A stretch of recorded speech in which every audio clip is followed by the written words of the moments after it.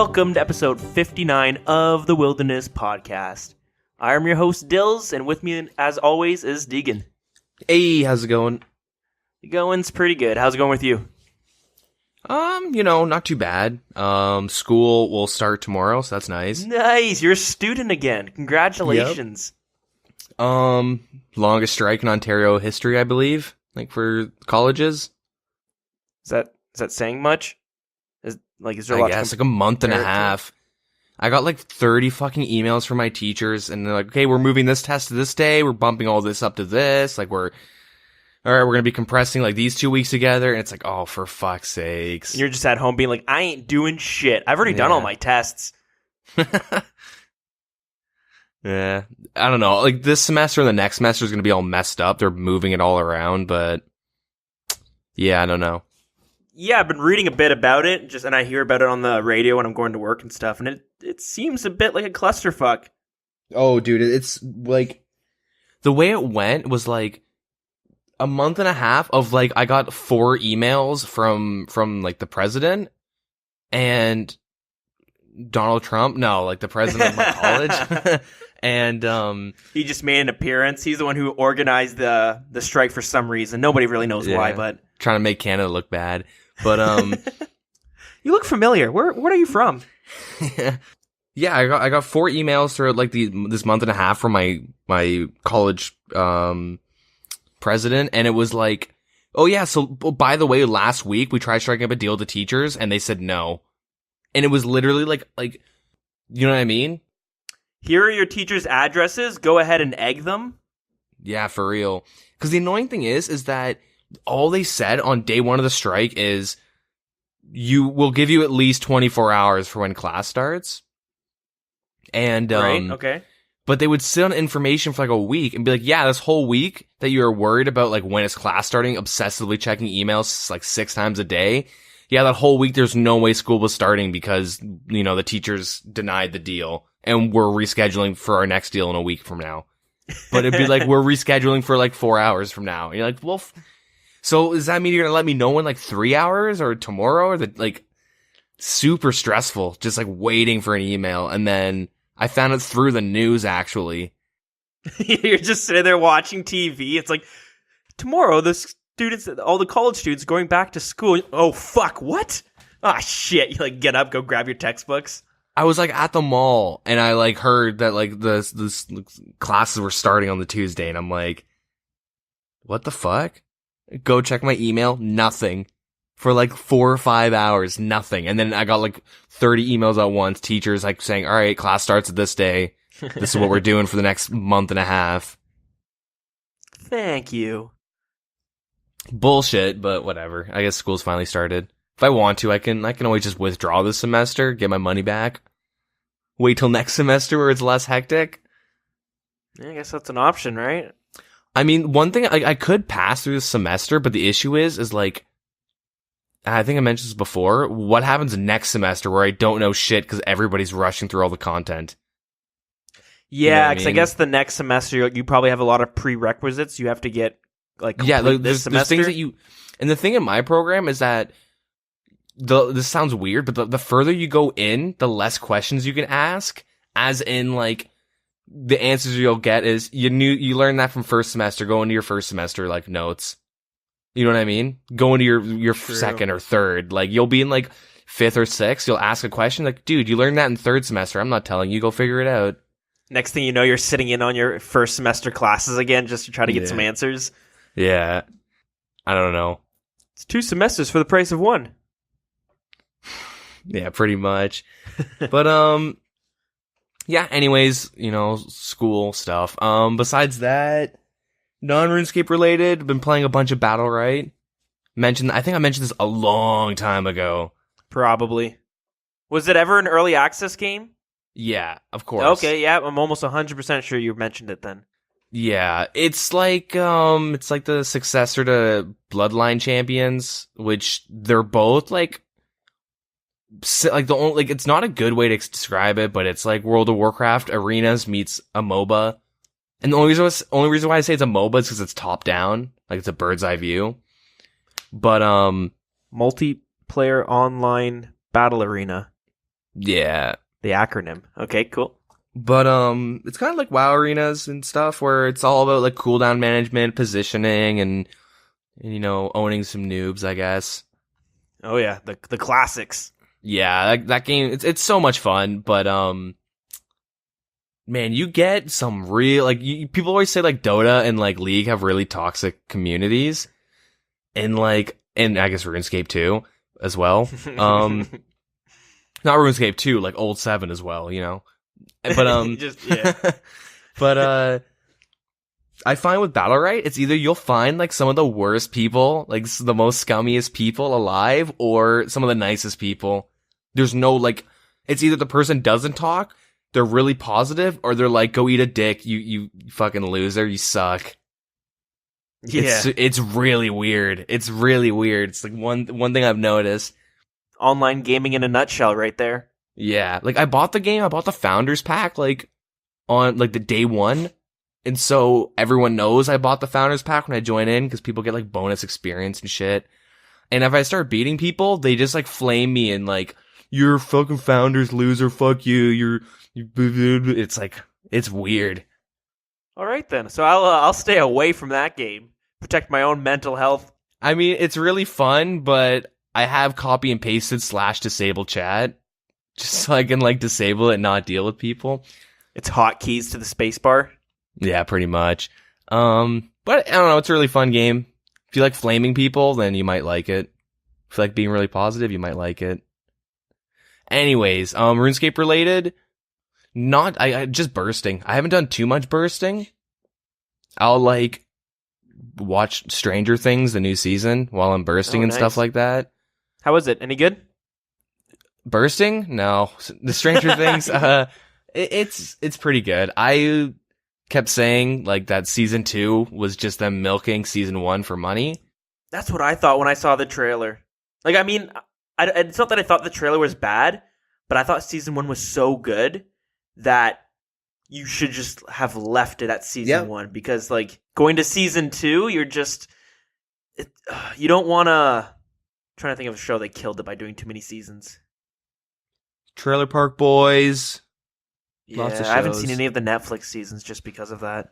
Oh, if you're into anime, like Death Note, I guess. Really? Bleach has a lot of seasons. I'm not like big into anime, but Bleach has a lot of seasons that are like literally filler. Yeah, Death Note. I don't really know. A lot of shows, yeah. But like honestly, season 2 is like it's really good. Somebody told me there was only 7 episodes in the season, and like when you open up the episodes on the Netflix thingy, it only shows 7, and I like finished episode 7. I'm like, that's the season finale, and then it like goes to 8, and I'm like, oh shit, there's another. I'm like, oh my god. But yeah. So I've just been bursting while watching that, and it's like I need to do like 20 hours total of bursting. Implying I don't die. 94 magic. You need 20 hours to do that? From 88 to 94, it's 20 hours. Because I needed... What are you, bursting one monkey? No, dude, like 200k experience an hour with... Well, I round down, but 200k experience an hour, and then I needed 4 mil, or maybe more than 4 mil? I forget. I have it all written down in OS Buddy, which isn't up right now. But comes it to 20 hours. Wow. Yeah. I don't remember it taking that long at all. Then again, I might have been off for a week, and I know I was playing League of Legends on the side. Yeah. So that might have helped. You probably spent a little bit more. If you're getting like 150k an hour when you're doing it in Monkey Madness 1? I think 130 even. Yeah, so I'm getting like almost double that. I remember you were bursting for like a couple weeks. It was a process. Should go back and listen to the podcasts. Yeah. Oh yeah, you did that like in the beginning. But yeah, so like 20 hours. I still got a decent amount to go. Like I'm not even 90 magic yet. And a lot of it is like I plan to do it, but I'm so worried. Like I had like 20 or 30k casts on me, and I'm really worried about like me just forgetting I'm playing RuneScape and then like dying. And that happened to me. That happened to me while I was doing Slayer, but I didn't die. I like auto logged and my cannon went missing like a couple episodes ago. Right, like I remember that. 10 or so, and I was like, oh, I gotta buy a new cannon. But then I found out you can just get it back. Yeah, I was gonna say. Bring that ring of life. That Yeah, defense but- cape. Bring the defense cape. You know, you gotta go for that max mage bonus. You need the Sears cape. I mean, the Sears ring, the magic cape, the Sarah cape, It's or like, whatever. That's like a +3 magic accuracy, though. Yeah. I mean, you know, I bought a Master Wand in the Mage's book. You know, I bought the Eternal boots. You gotta go full magic bonus. Shit. Yeah. Full on Dumbledore. Yeah, for real. I don't have enough for like third age or code eyes or anything, so fuck that. Word. Yeah, I don't know. I could probably hit it this upcoming week, but I doubt it. I don't know how much time I'll have to play RS. Fair enough. Oh, hey, if you drop out, Yeah, think exactly. full-time dude. RuneScaper. Yeah, dude. I think that's it for me. Nothing really too interesting. Nice. What about yourself? So, let's see. What did I do? Shit. So last week, I was at a shitty apartment with the worst internet I've ever had. And I don't think I'm exaggerating when I say that. I was defaulting to using my my hotspot off my phone because I found that it was better. A better connection. Mm-hmm. So then since then, I've moved to another apartment on the weekend, another basement apartment. Internet was better, but I was playing on like stools, and I had my TV tray that I'm bringing around everywhere I go. Yeah. So it was like just not an optimal setup. And I couldn't even set up like my microphone and shit. It was just so it was a nice place, but just cramped, and I couldn't find a good spot for the microphone. So yeah, our schedule for podcasting has been a little fucky lately. We're bad podcasters, man. Mm-hmm. But you know, it is what it is. Part of it's my fault too, but Just I'm so sick of moving around because I have a place that I stay from Monday till Friday, and then Friday morning I got to pack up my car for everything.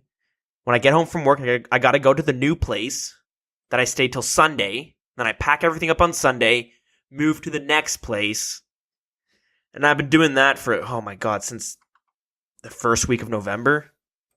So I think I got one more week to go. But anyways, set up in the new place. The new temporary place for the week. And it's better. It's more spacious. mm-hmm. That's Good good. connection. Yeah. Anyways, moral of the story, I have shitty internet, and it seems like this internet's better, but not perfect. So hopefully it doesn't get too janky this episode. But with that being said, what did I do on RuneScape? So I finished up my Cerberus task last week. Did my whole Hellhound task on it. Got like 150 kills, I think. Or 130 or something. Mm-hmm. Yeah, not bad. I got like a 2 mil drop, one of the crystals. That's decent. That's pretty decent. Yeah, I was pretty pumped. Yeah, man. Easy money. So then I decided that if I'm gonna be spending a week with like the worst internet imaginable, I may as well do the worst skill imaginable. Mm-hmm. And decided to spend most of that week doing rune crafting. So yeah, Nice. I was doing the ZMI, which is shit. What the fuck does ZMI stand for? It's the Iranian altar. Yeah. Do you know? We talked about it before when I was first bringing out. But let me look this shit up real quickly. Zamarok Magical Institute. All right, there you go. That's the acronym for ZMI. So, Nice. have you ever done that? No. All I've ever done is like nature runes and double cosmics. Okay, fair enough. Well, ZMI is just... I don't know if it's more of a less tedious way of rune crafting. But you basically run on this path to this altar, and I'm pretty sure you can do it at any level. And so your rune essence have a chance to turn into any single rune that you could normally craft. Mm-hmm. And the higher your rune crafting is, the better chance you have at the better runes. Yeah, so what makes this kind of tricky, though, like the downfall is, well, first off, the path you have to run, there's a long path and a short path. No one does the long path. You just do the short path. And there's monsters that are going to kind of attack you while you're running. So you go to this one world, and there's like a bajillion people in that world running it. So it lessens the chance of you actually taking some hits. And there's at the entrance of the Oranian altar, there's a guy who can like act as a bank at the cost of 20 runes. So the trick to doing it is, first off, you want to be on Lunars because there's a teleport that brings you to the entrance of the Iranian altar. Okay. And you want to bring, like, I was bringing Mind Runes because that's the cheapest runes you can bring that you can exchange with. Mm-hmm.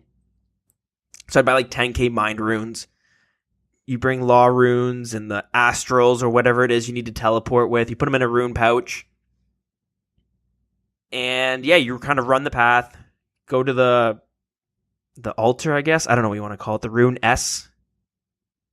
I don't. What do you call that thing? The Rune Rock?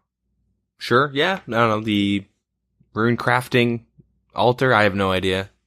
Yeah. Okay. Never really had to describe it. But anyways, yeah. Then you make your runes, and then you teleport back. Use the Iranian teleport. Then you run to the banker and bank your items. But a little trick I found out, because not a lot of people were doing this, you'll find, and I was also asking other people, like, what's the most efficient way of banking? Because when you turn you have, like, let's just say 28, probably like 35, actually, if you have the rune pouches. Mm-hmm. But you're making a bunch of different types of runes. So you'll have, like, handful of airs, fires, earth, some nature runes, cosmics, one blood rune, one death rune. Like, you got a shit ton to deal with. And it's kind of a pain in the ass to just singularly have to click them to put to the... Sorry. It's a huge pain in the ass to singularly deposit them into your bank. Singularly, is that even a word? But anyways, you get what I'm saying? Yep. So what you find a lot of people were doing is they just drop a bunch of runes they don't want. You'll find like a shit ton of different runes just scattered all on the ground because people will teleport and then drop them as they're running to the bank. And some people even just drop the nature runes and the death runes. Because they're just like, I guess they're just there for the experience, right? Yeah. So technically, if you wanted to just make some free money, you could just stand there and loot all the runes that get dropped. But hey, do whatever you want to do. But anyways, I found this little trick that really helped me.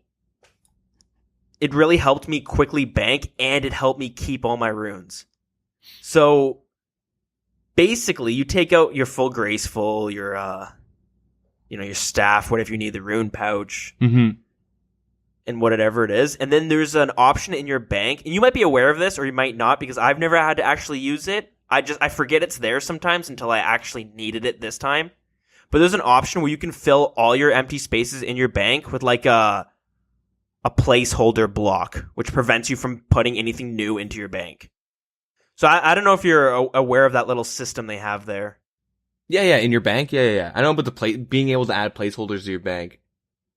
Not placeholders, but it like a placeholder that is nothing, so you can't put anything in that spot. Yeah, like the red thing that's like the no smoking thing?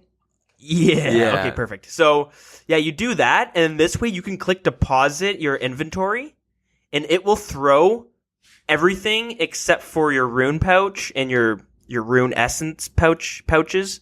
Because as long as you take out the placeholders and you fill them up with blocked placeholders, yeah, you're able to bank every single rune you make from there. So, the only reason I was bringing that up because I saw a lot of people dropping their rune essence, not the rune essence, sorry. I saw a lot of people dropping their runes that they didn't want to keep. Yeah. And I just felt like you were losing so much money by doing that. Yeah, so if you do ZMI, that's a little trick for you guys out there. And yeah, so anyways, I got to about 65 rune crafting, something like that. And yeah, I don't know. It's slow as fuck, so kind of expected more from a week's worth of grinding, but there, it is what it is, right? Mm-hmm. And wow, holy shit. Here, so yeah, apparently I got to use a hotspot in this place as well. Fuck. Damn, Thought dude. this Wi-Fi is not bad for playing RuneScape, but it sucks for Discord apparently. Yeah, that's just Wi-Fi in general, I think. Wi-Fi is pretty bad. Oh my goodness. Wow. What? I have it on airplane mode. I just received like 13 messages. Not 30, actually, but. Yeah. But, I mean, like, I guess my Wi-Fi was just decent when I was living at my actual place, my actual house, not these Airbnbs. I guess they cheap out. Mm-hmm. Because I never had a problem like this before. This is frustrating. But anyways, I'll continue on. Yeah, I went back to do some Slayer when I got to a better connection at a different Airbnb, but I don't know, I felt like I was getting a little bit burnt out of Slayer, so instead I decided to switch it up and started trying out the Wilderness Slayer. Have you ever tried any of those yet? No, I've never done Wilderness Slayer. Okay, well, it's all right. Like I did a bit of it. I maybe 4 or 5 tasks in, and I guess, but you're familiar with how it works, though. Yeah. Like you talk to this. Yeah. Yeah, you talk to the Slayer Master in Edgeville, and she kind of gives you a random Slayer task. And the nice thing about it is that, let's say you're a low level and you didn't want to deal with some of the shittier tasks. If you go to the Wilderness Slayer, she'll give you a chance to give you any monster in the wilderness. It doesn't matter what level you are. So that could be good or could be bad, depending on who you are and what task you actually get. Mm-hmm. One of the negatives, though, is if you're a high level, like max combat or something, you have a chance of getting, like, skeletons as a task or bears. So yeah, I did a bit of that, and it's pretty fun, sort of. No, it's not bad. Well, I got PK'd a lot. yeah. And I mean a lot. Which is, like, at first was kind of fun to run away and, like, oh shit, I'm being chased, and then I realized I'm spending hours on this greater demon task. Maybe not hours, but like, Are you at the demonic ruins or something? Shit. Yeah, it was probably the worst place to do it. But the reason I was doing it there is because your prayer never drains. Yeah. So I was able to bring a bunch of food and then some gear, and I didn't have to worry about running out of food or running out of prayer. It kind of got me kind of thinking about this whole PvP versus PvM fiasco. Yeah. So I don't know if you want to discuss this real quickly. It's a quick little tangent, but you'll often hear a lot of the mods say that they're trying to start this little ecosystem in the wilderness where you'll have a hotspot for PvMers to go. Let's use Callisto as an example, because I was also there, and shit. It's like you would get one kill, and then the next kill you'd show up, and there's PKers, they're ready to kill you. Yep. Exactly. That's why I bitch about it. It's like a 50-50. That's why I'm bitching about it every episode. Yeah, it is what it is. I'm not like shitting on people who are PKing PvMers, because hell, I've done the exact same thing. You know what I mean? I'm the exact same so I can't really complain too much, but it just like it got me thinking about this whole ecosystem that they keep on trying to bring into the wilderness. Yeah. Say you have a hotspot for PvMers to go, Callisto, we're going to use as the example. And then you have a solo PKer who's PKing PvMers. He'll show up to kill you.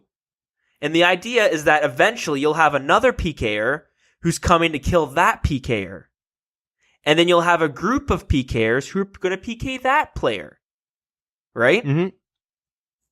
So it becomes this little cycle where, like, sure, the PvMers are getting attacked, but hey, there's going to be people who are out hunting for people who are attacking PvMers.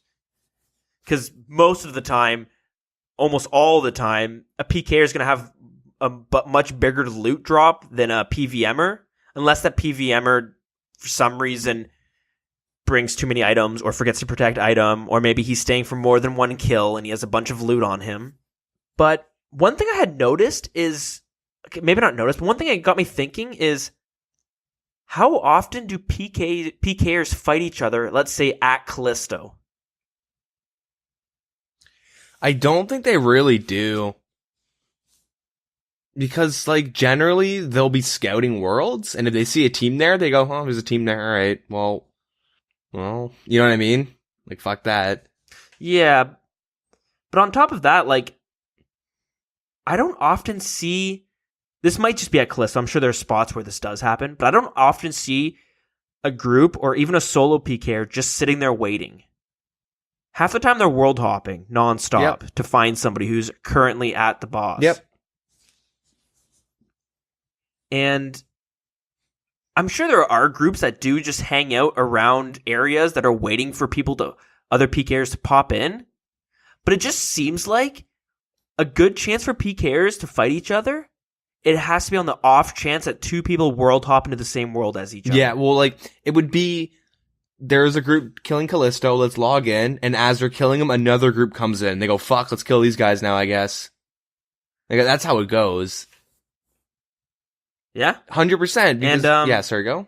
Just had me thinking that, like, if these rev caves come, I'm sure it will be, like, how they're hoping for the first month or so, but it just seems like it might just turn into how Callisto is, where it's not going to become this ecosystem of all these group battles going on, and it might just turn into, like, people world hopping nonstop. Yeah.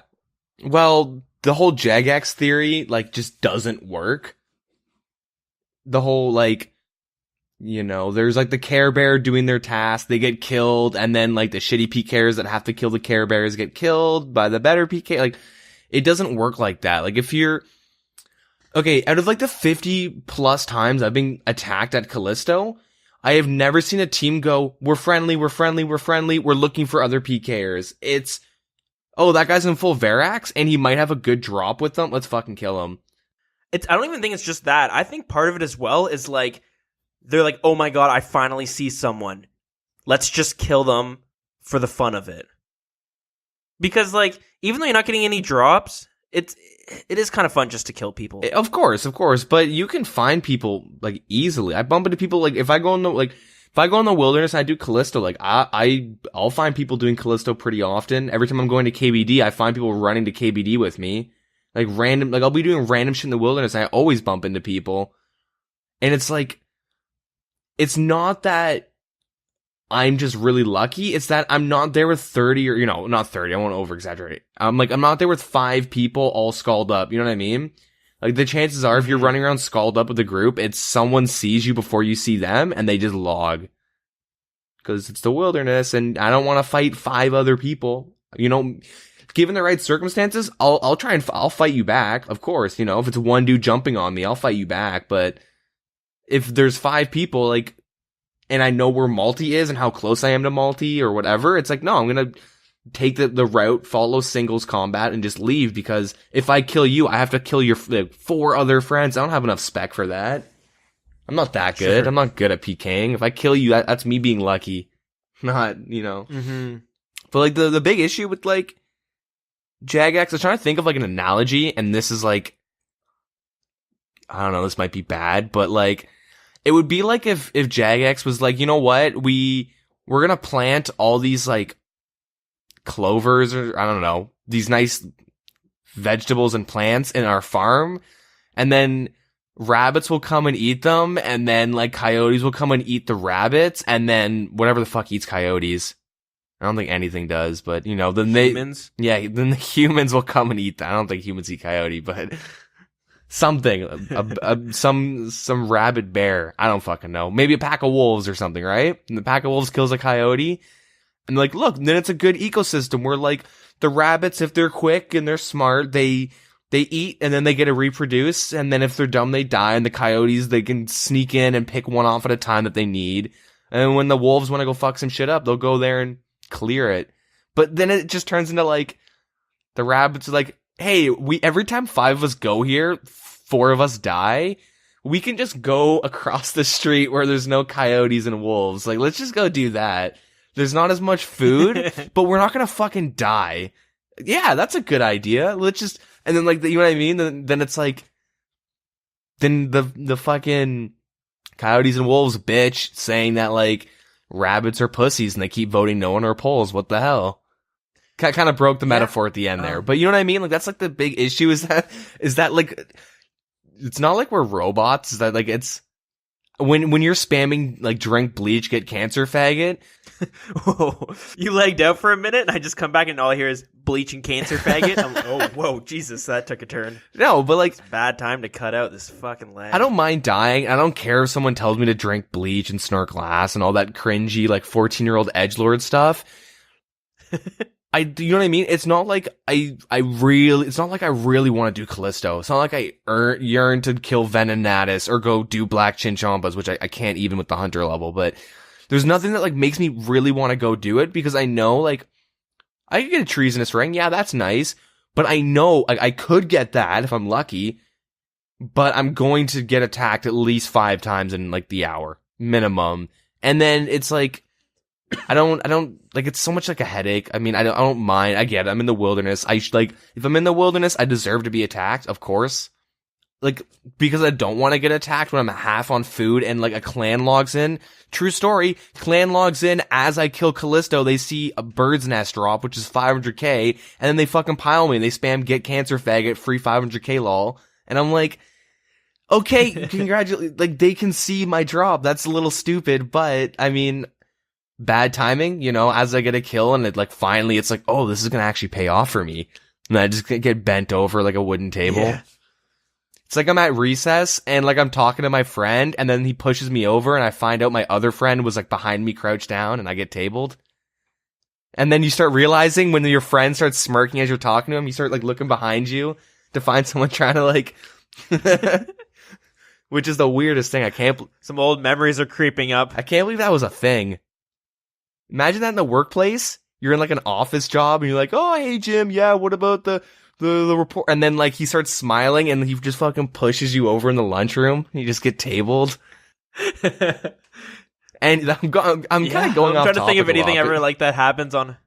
But yeah, no, fair enough. But you know what I mean. The wilderness will bring that out of you. It's weird. I mean, I don't know. Like the wilderness it's fun. I mean, I like it. I don't mind getting attacked, but I do mind that like why they're doing it just clearly would never work. You know what I mean? That's kind of the whole point I'm making. It's like, yeah, I mean, there are PKers that only go for PKers. Look at Monty and stuff, right? There's like some big YouTube streamers or YouTubers and Twitch streamers that like, this is me killing PKers at like green dragons all the time or black chins or whatever. But it's not like if a PKer is at Callisto and then another PKer logs in and they're like, all right, I see a white dot. Oh shit, he's not in Verox. Log out, log out, log out. I'm sure the 2 PKers will fight each other. Oh my god, he's skulled. It just seemed like for certain... It just seems like for that situation to actually happen, it has to be pretty rare. And I know I'm picking specific like areas in the wilderness. You know, if you're hopping around on obelisks, or you're sitting at greater demons, that is a pretty good chance you'll find some PKers. Yep. There are certain spots you'll go that you'll see them, but it's just things like when I was doing a lot of Callisto and I saw that happen. You know, I was getting PK'd a lot. And the first few times it was kind of fun. I'm like, oh shit, get out of here, make the mad sprint, and oh, I got away. That's awesome. Yeah.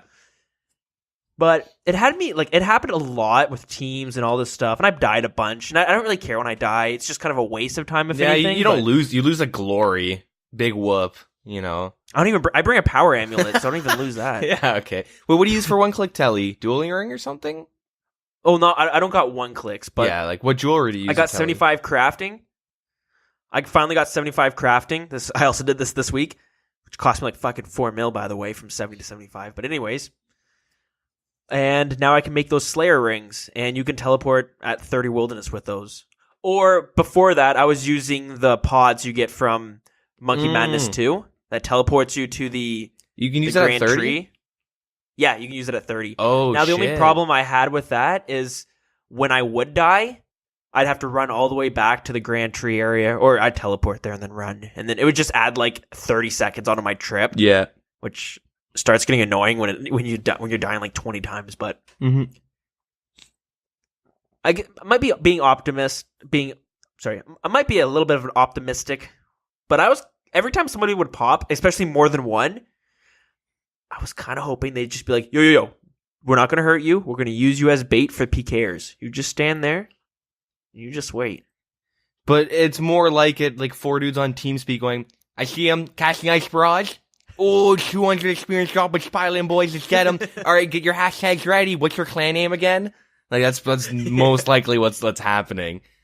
Yeah, I'm not too fond of those guys, clearly.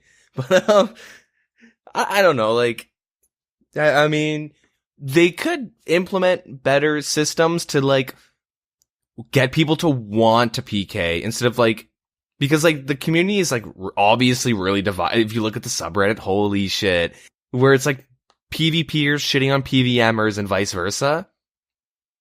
Where it's like, you see the divide and like what each side thinks of each other, which is gay because we're all playing a game that's like super old. So like, and you're arguing like, I like PKing, we're all scapers at heart. Like we all gotta get along. Yeah, it's like, and like, you know what?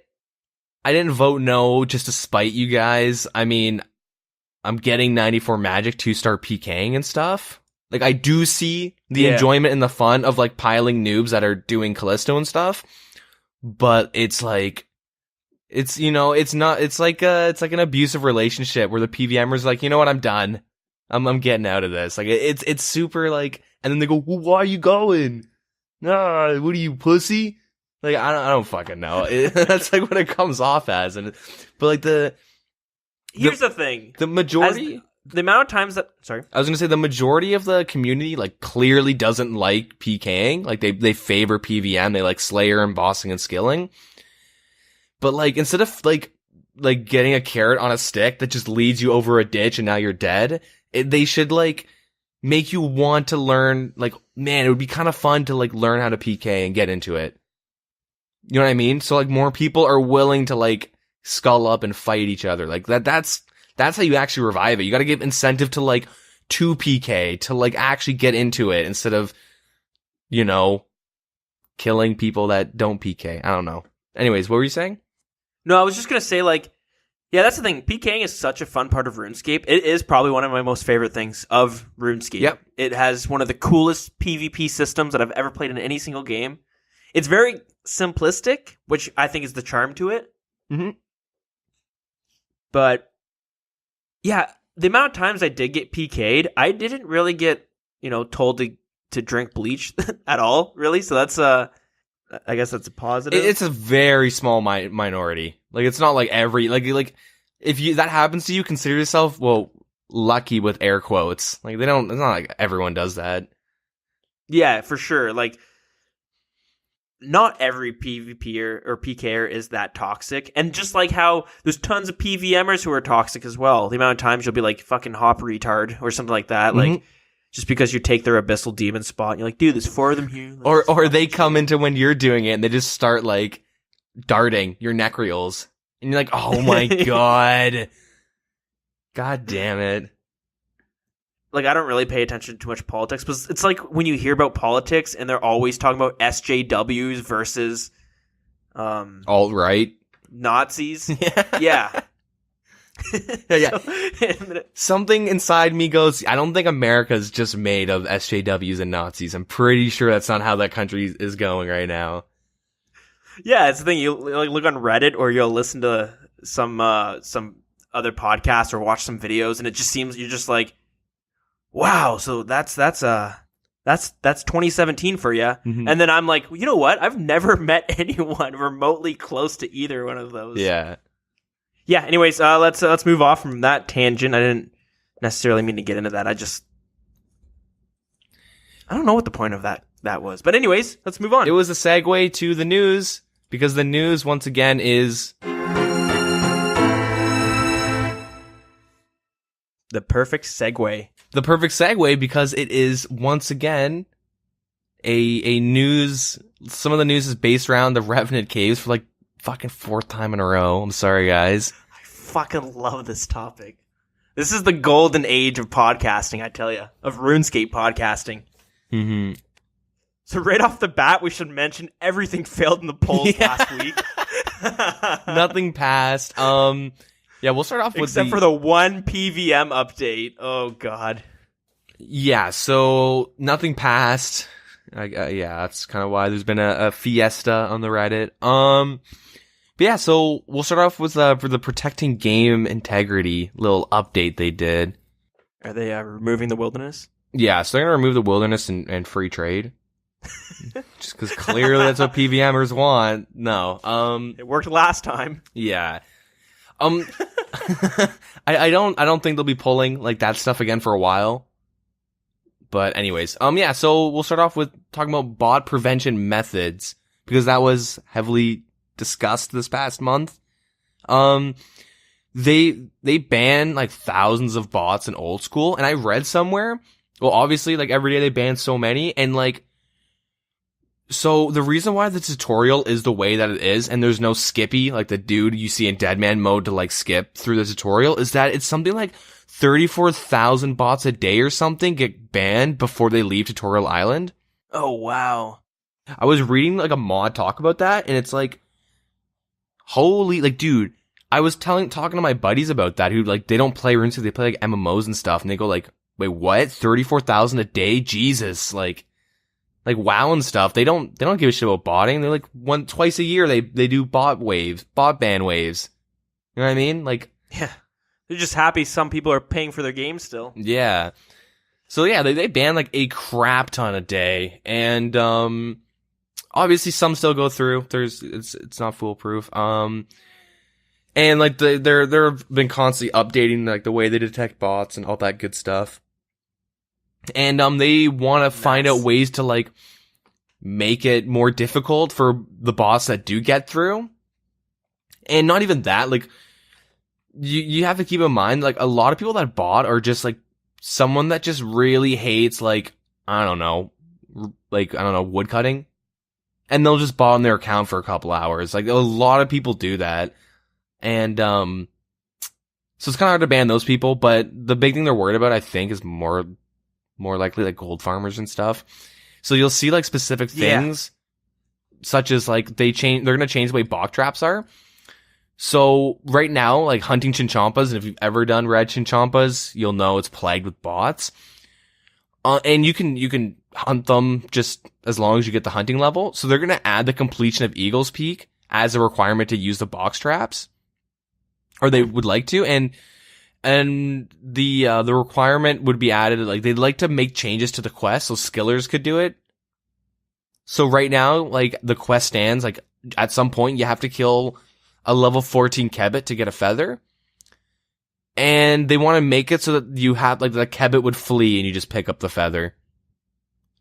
Interesting. Yeah, so the skillers don't get hurt, but the bots have to, the guys have to make a script to do this quest, and it'll be a lot more obvious, you know. Like it's a little step, but it really does add a lot to their bot detection methods. Yeah. Yeah. And if you're saying like 34,000 are getting banned on Tutorial Island, is that what you're saying? Yeah. Before?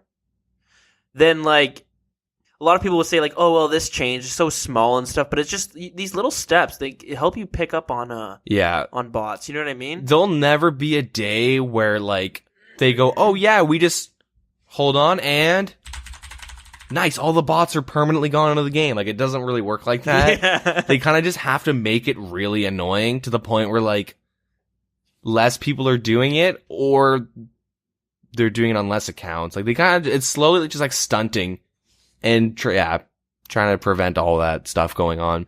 Yeah. But the box trap seems like it's, you know, I don't see too much of a problem with that. Yeah.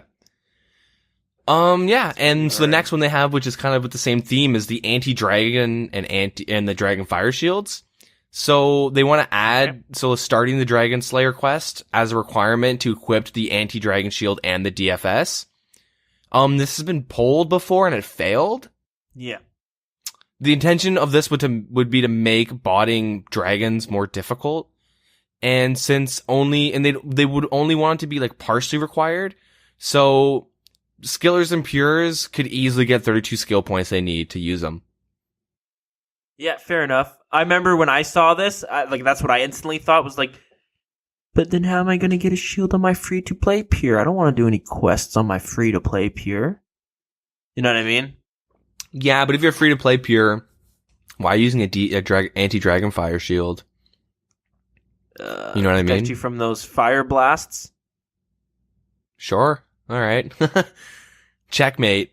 No. If I'm not mistaken, though, it gives you... Let me pull her up right now. I believe it gives you bonus in magic defense. Looking it up, yeah, it gives you a +2 in magic defense, so... Yeah, but it's I mean, nothing, if you're free-to-play but... PKing, you're probably going to be using an Iron Kite anyhow. I mean, you'll see, like, free-to-play mage pures, but they won't be that like, once you hit like level 30 and 40, you know, they're less and less. I don't know. The way the polls went, it really made me want to believe that bots affected the polling. You know what I mean? Cause like, it was something that like really should have went through, and I think they recognized that. So like now I think they're just gonna try and push it in. Fuck it. Yeah, like these are gonna, like, any changes here, like they're gonna be implementing without a poll. So suck it up. Get your pitchforks out. Yeah, suck it up, princess. It's not that big of a deal. Anyways, I say It's that a slippery slope. We let them pass this. Next thing you know, they're just going to start bringing in free trade and bringing in the revenants and all the items they want. I mean, keep this in mind. I am biased because I have the quest cape, so all this does is just nothing for me. It doesn't really affect me at all. So this is why I'm saying it's good. But yeah, anyways. Until you make a new pure and you're going to be like, oh, I don't want to do any more quests. Yeah. I mean, well, the next pure I'll make is a Zerker, so welcome. But anyways, yeah, so they have a couple more. The next one is the Lundale. The arena side rune shop, the mage arena where you can buy the runes. Yeah, I didn't even know that shop had a name. I didn't know this, but apparently bots go there to buy cheap runes. Yep. That makes sense though.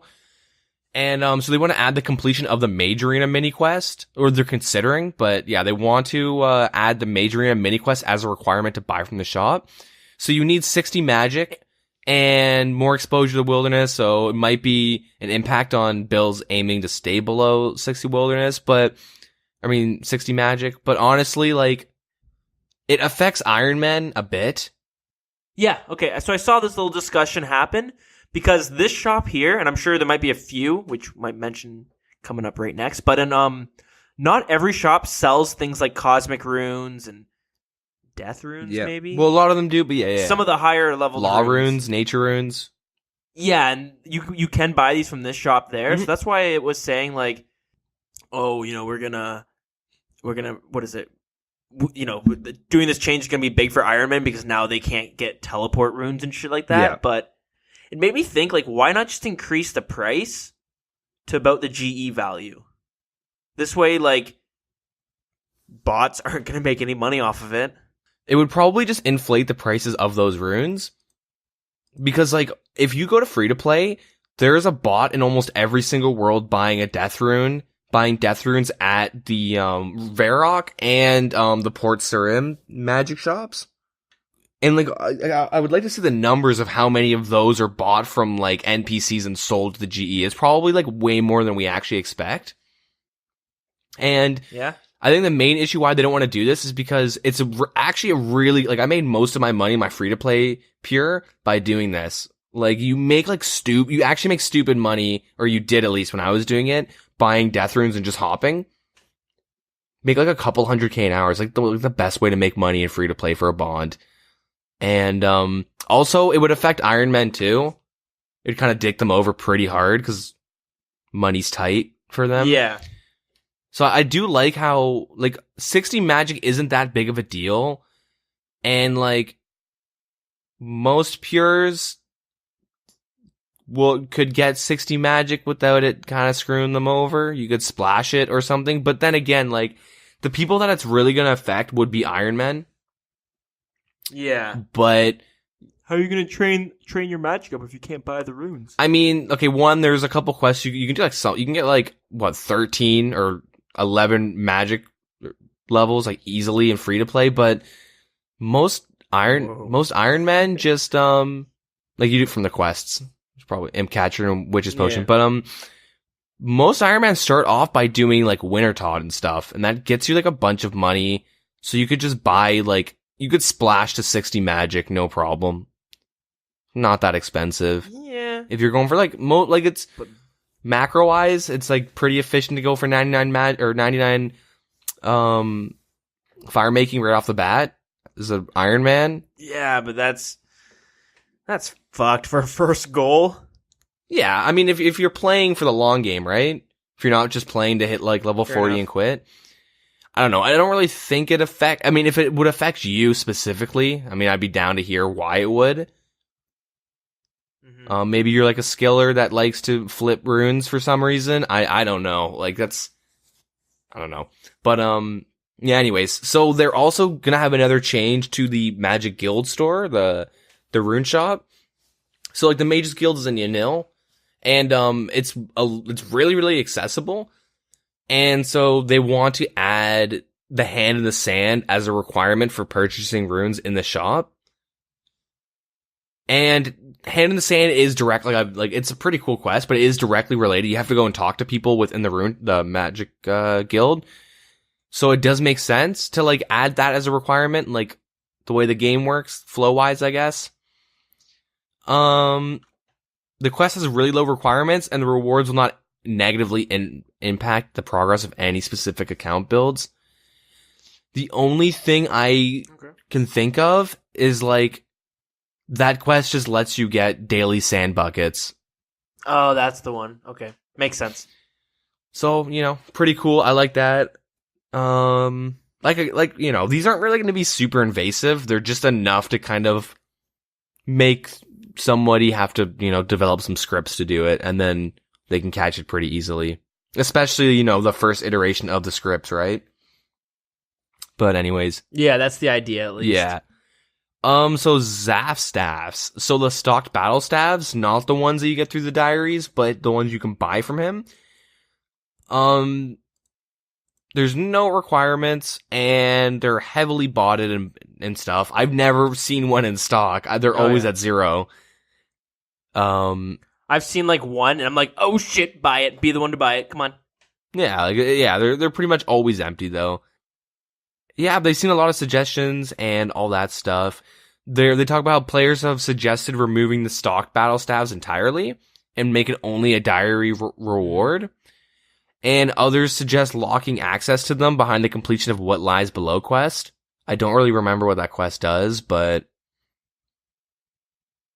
me neither. Honestly, I don't think the only people that actually buy those are bots or people that go, holy fuck, there's actually one in here. I'll buy one. Easy 1K. Yeah, that's me. I would be okay with them taking it out. I'm okay with anything they really do to make it locked behind, but I do think the easiest solution is to just take out the battle staves because, like, really, 99.99% of them are bought by botters. Yep. But yeah, bought by the bots. Yeah. They're still welcome to all feedback and suggestions, so they don't really have a good idea of what to do, but you know, they're trying to get one from you guys for free. Yeah. No credit. Scam flex. But nice. The Stealing Wine of Zamorak. The monks of Zamorak currently only attack players if they attempt to pick up the wine. Right. And they could make it so if you telegrab it, the monks could attack you. Okay. And they could also buff the monks to have their stats, buff their stats to make them more dangerous. And it would only work at the wine spawn of the Asgarian Temple, the one in free-to-play that people do to make money and the bots do as well. Not the one in the wilderness. Mm-hmm. See, I want to say yes to that, only because I'd love to go into free-to-play world day one and like watch people go and telegrab it that don't keep up with the updates and just fucking get one shot. Yeah? See some bots drop? Yeah. But yeah, I don't know. That's super weird. Like, why? Why would they just auto attack you? Like, no matter what, if you telegrab it. 'Cause, dude, they're monks of Zamorak, you know, the god of chaos. They're all chaotic. I guess, but you know, woo. I mean, regardless, they would have to make them strong enough that like you can't just protect melee or something and just pick them up now. But then the boss would need to get 43 prayer. Yeah, that's true, I guess. Checkmate. Yeah, so the Mage Training Arena, the Enchanting Chamber, which everyone knows how badly that place is botted. So I actually didn't know that. I did this way back, and really? I don't remember bots, but I did this like 2-3 years ago, maybe. No, 2 years ago. And I popped in, and I was just like competing against bots a while ago, and I just like gave up instantly. I was like, this is just annoying. I have to be like I can't like do something else while I do this because the bots are like instantaneous. You know what I mean? Like I have to be quicker than them, and that's really annoying. So yeah, the mage training arena can be like a source of frustration if you ever have to compete with a bot. You'll hear a lot of people complaining about it. Mm-hmm. But yeah, so they want to add a magic requirement of 68 to pick up the dragon stones in the enchanting chamber, which is the most valuable to get. It's like the one you want. Yeah, if you read any guides, they'll say world hop and just do the dragon stones. Yeah. So this requirement wouldn't prevent players with a lower level from accessing the chamber. They just wouldn't be able to pick up the dragon stones. So it wouldn't prevent you from doing it, but it would make it so you need a higher magic level. They chose 68 because that's what you need to enchant the dragonstone jewelry. Yeah. Interesting. Okay. Yeah, I got a funny story about bots. Go for it.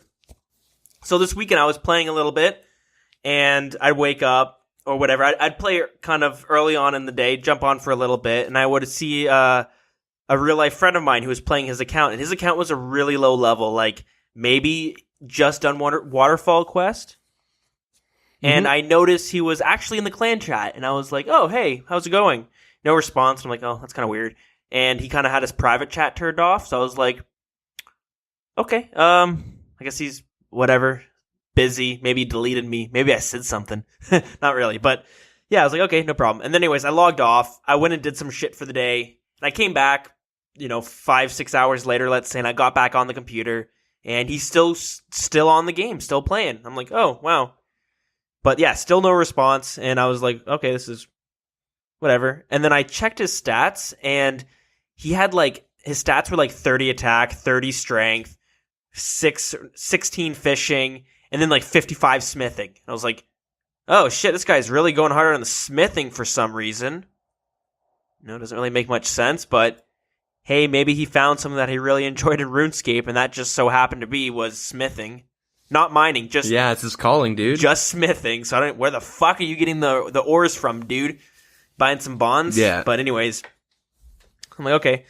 And then I get off, and I wake up in the morning, and then he's on again, first thing in the morning. And I think it was on Sunday, and I had to drive my girlfriend to work for 7 a.m. And lately I've really enjoyed, instead of staying up late and playing RuneScape in the wee hours of the morning, I kind of enjoy it more to wake up early. If I have to drive my girlfriend to work at 7, I don't know.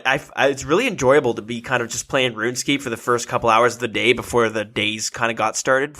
It's too early to actually go out and do shit, do any of your errands and stuff. So I would just spend a couple hours in the morning playing, and then I'd log off, come back later on in the day, he's still on, log off, come back at nighttime, and he's still fucking on. I'm like, holy shit, and he's got 66 smithing now. That evening, he sends me a text message. He's like, hey, dude, how you doing? Blah, blah, blah, blah, blah. How's it going? What's new? And I'm like, not too much, man. I'm like, have you been playing RuneScape lately? Your account's been logged on all weekend. You're really going hard, but, you're not really responding. And he's like, no, I haven't played it in months. And I was like, oh, well, I think somebody's on your account. So he goes on, changes his password, recovers it somehow, and yeah, jumps on, and he has 3.5 mil worth of cannonballs on his account.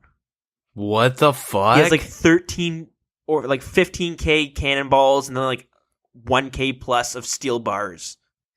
And he just messaged me. He's like, dude, what the fuck was going on my account? And I was like, you're probably being botted on, man. Shit. What the fuck? And he's like, that's bizarre. He's like, I've never had any of my accounts hijacked before. And he just had no, he was baffled, and I was kind of baffled. I'm like, how does that even happen? Yeah, I don't know. It's kind of bizarre to see, especially since the botter didn't leave the clan chat. So, I knew he was on, and that's what got me to check him up on the high scores, and I was like, the fuck's going on here? Yeah, so that's a interesting story. I think he went and got an authenticator or something like that, but I wonder if he's going to get banned in a couple weeks. Maybe. Who knows? Yeah, I wonder how that works. But yeah, did you watch the RuneScape documentary? When it came out, yeah. Yeah, it came out last April, I think, and it's called the 15 years of RuneScape or something. But There's a section in that. It's really good, by the way. If you haven't seen it, go watch it. It's actually really well done. It's a lot. Part of it is about RuneScape 3, but I watched it a while ago, and I'm like, man, this was really fucking good. I was surprised how much I liked it. Yeah, they go into it around the 2000s. They go into about the 2007 era when they brought in the free trade and took out they took out free trade and took out the wilderness. And they talk about kind of why their decision had to be made for that. It was basically because of how many bots were on in the game and how many stolen credit cards were being used to pay for the bots and stuff like that. And then the people would, get their credit cards back. They'd do a charge back to Jagex to, you know what I mean? They're like, what the fuck's all these charges to this Jagex game? I never even played it before. Charge them back. And then apparently they were getting hit hard with their the chargebacks, and they were suffering a lot of money, which is part of the reason why they had to do that drastic change. Which I remember them saying that and stuff like that, and you're like, yeah, okay, that's bullshit. But then watching that documentary, you're just like, wow, it sounds like they were about to go bankrupt if they didn't do that. Yeah. So yeah, kind of interesting. And I don't know if RuneScape 3 has a problem with bots. I don't know. I never really hear about it. I don't see them when I played it. But I don't know. Yeah, I'm not too sure.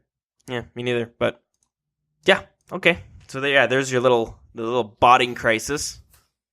Yeah, well, I guess we'll move on. Yeah, RuneScape's got a nice pass with botting, I guess. Yeah, it's iconic, I'd say.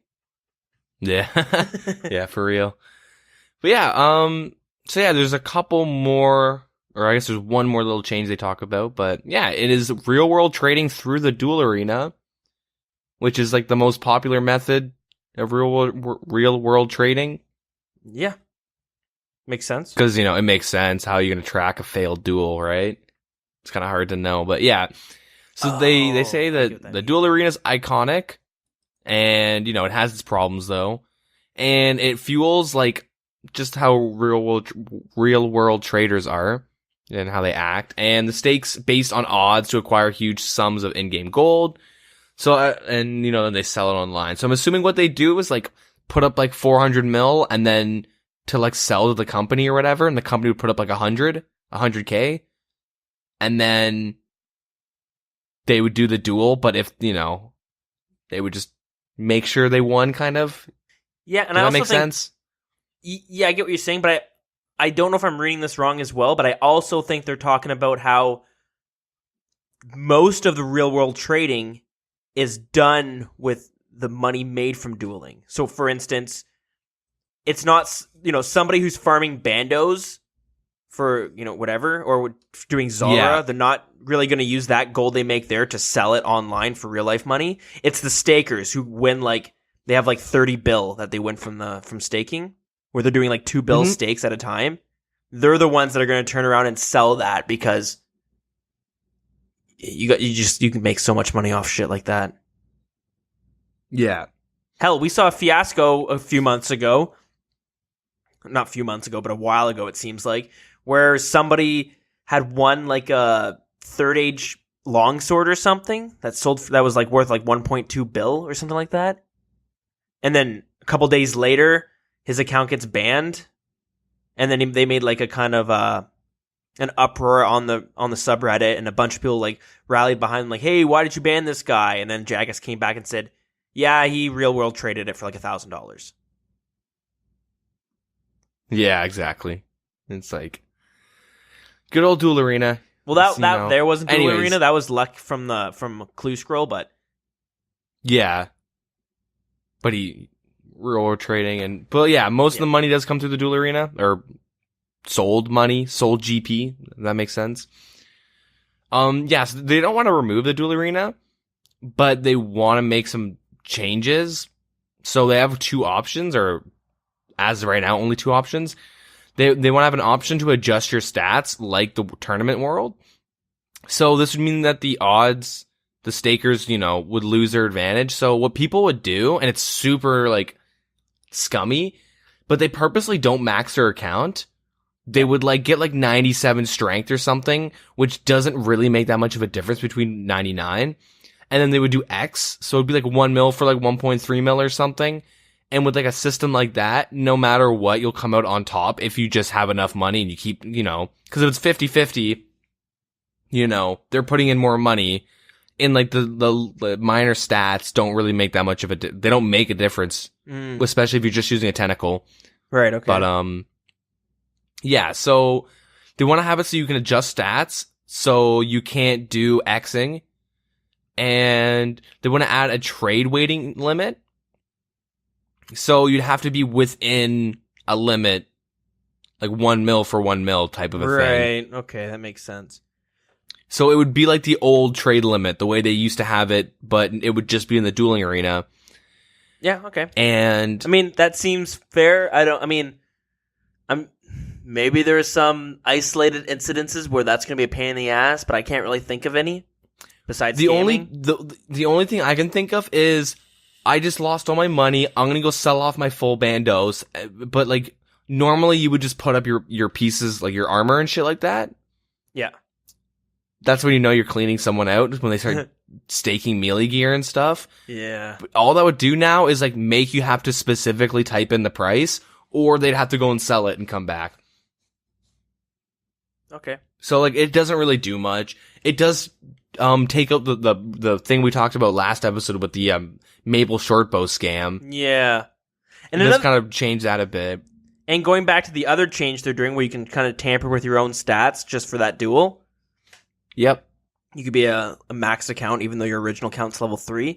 A problem that I've heard of, and I can't say I've seen it, but a friend of ours who did a lot of staking, he had told me about this scam where he was staking this one guy nonstop, about the same level, and it's kind of back and forth, and they decided to do one last big stake where it's like, let's say they're doing 1 mil stakes before, and they're like, okay, let's do a 25 mil, and then let's call it quits from there. So he does the 25 mil, but he didn't notice he was facing someone. It was another account of that guy, of the dudes. The name was so similar, but one thing was off. Oh shit! So he's facing, like, let's say a guy with like a level 70 account, and then he's level 70, and then they're going back and forth, and his name is Dills. And then another account does it, and this is another Dills, but with instead of an L, it's a capital I. That account's a maxed account. So then you get into the duel, and you're like, oh, fuck, this guy's a 126. I just got fucking scammed. I got fucking tricked. Yeah. So that's what the tampering with your stats would prevent as well. Yeah. You could also set, like, one magic, one range, so people can't, like, blood barrage you. Yeah, fair enough. Nice. Yeah. Yeah, cool little ideas. I do like the idea of the odds. Like, you have to have, like, the similar amount of money. Yeah, that seems fair. Why not? Yeah. And, why not? Yeah, so these are some of the community issues that they kind of talked about, and the first one's with disconnections. So everyone's, talking about the frustration of the connectivity and the servers and all that stuff. Yeah, they're saying they're like working hard to tackle the problem. They're talking to their like internet providers, and they've been improving their network. And they're pretty happy with the connectivity. And they want to, or they need to establish a better way to capture data when you run into problems. So if you continue to experience connectivity issues, they have like a survey that you can fill in. That's their better way of capturing data. Yeah. Survey monkey. Yeah. Pretty much, yeah. Yeah, they just want to know what exactly is going on. Who knows, maybe it's the spaghetti code that makes you disconnect some specific thing. So it's maybe not these Airbnb Wi-Fis that's giving me so much problem. Maybe it's the Jagex. Maybe it's Jagex's fault the whole time. I had a feeling. They're going to be working on streamlining the process of reporting disconnections, with a view to allow you to report disconnections whilst in game, but they don't know when they're going to add that. Okay. But yeah, it's an idea. And then the next one is DDoS protection. It's a new prayer stat they're going to add. Yeah. Protect from DDoS. You pretty much just sink money in, though. It's literally you just talk to a guy and give him money. Okay. It's a gold sink. Yeah, so with Jagex Premium, you will now have individual DDoS protection. No, I'm kidding. Yeah. For an extra cost of $20 a month, and you get a free spin. You'll be upgraded to the silver package. So they explain what DDoSing is, and it's just overflowing someone's IP address with packets and all this requests, whatever. It's just clogging up the line. It'd be like you're going down a highway and some dick comes on the highway with like a horse and chariot, and 4 of his buddies take up every lane, and they just kind of trot, and now traffic is jammed behind them. Okay, kind of the best, you know, thing I can give. Yeah, so generally, you know, you're living at home, someone loads up Ion Cannon or whatever the hell that program's called, and they have your IP, you're screwed. Or they buy shells in other countries, whatever. Are you giving a guide on how to DDoS? I haven't heard any of those terms that you just mentioned. Really? Ion Cannon? Allegedly, and when I was in grade 6, allegedly I was on 4chan and people were DDoSing the Australian government website, and I allegedly joined them for like 3 hours. Why? Well, it's, you know, allegedly. We don't know if it actually happened or not. But, you know, you feel, you know, you're 6th grade, you're on 4chan, you're kind of feeling like pretty edgy and badass, right? So why not commit some really bad crimes?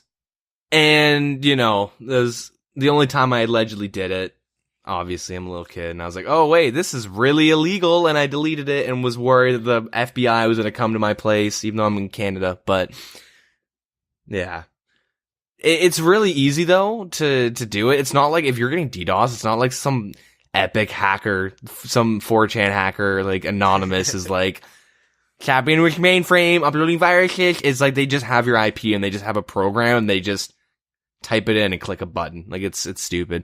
So yeah, they're kind of just saying it's really easy to, well, they don't really say it's really easy to do, but it is. And, we're gonna make a video on it later, a how-to guide. A how-to, just so you can not do it. No, but, it only works though if you have the person's IP.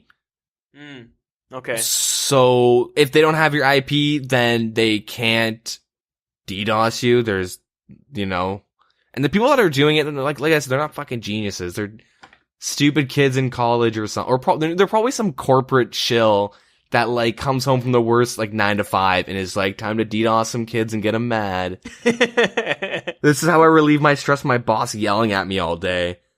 I'm gonna go DDoS PKers in the wilderness and get like 400k a kill. Fuck. In dead man mode, so, you know, I win that dead man seasonal, I can start streaming and quit my job. That's what they're thinking. Yeah. Sure.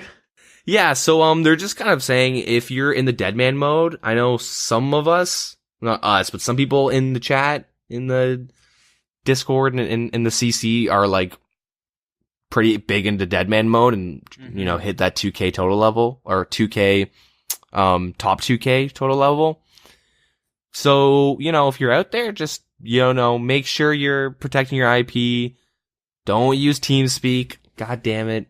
Yeah, they're stupid if you use fucking TeamSpeak.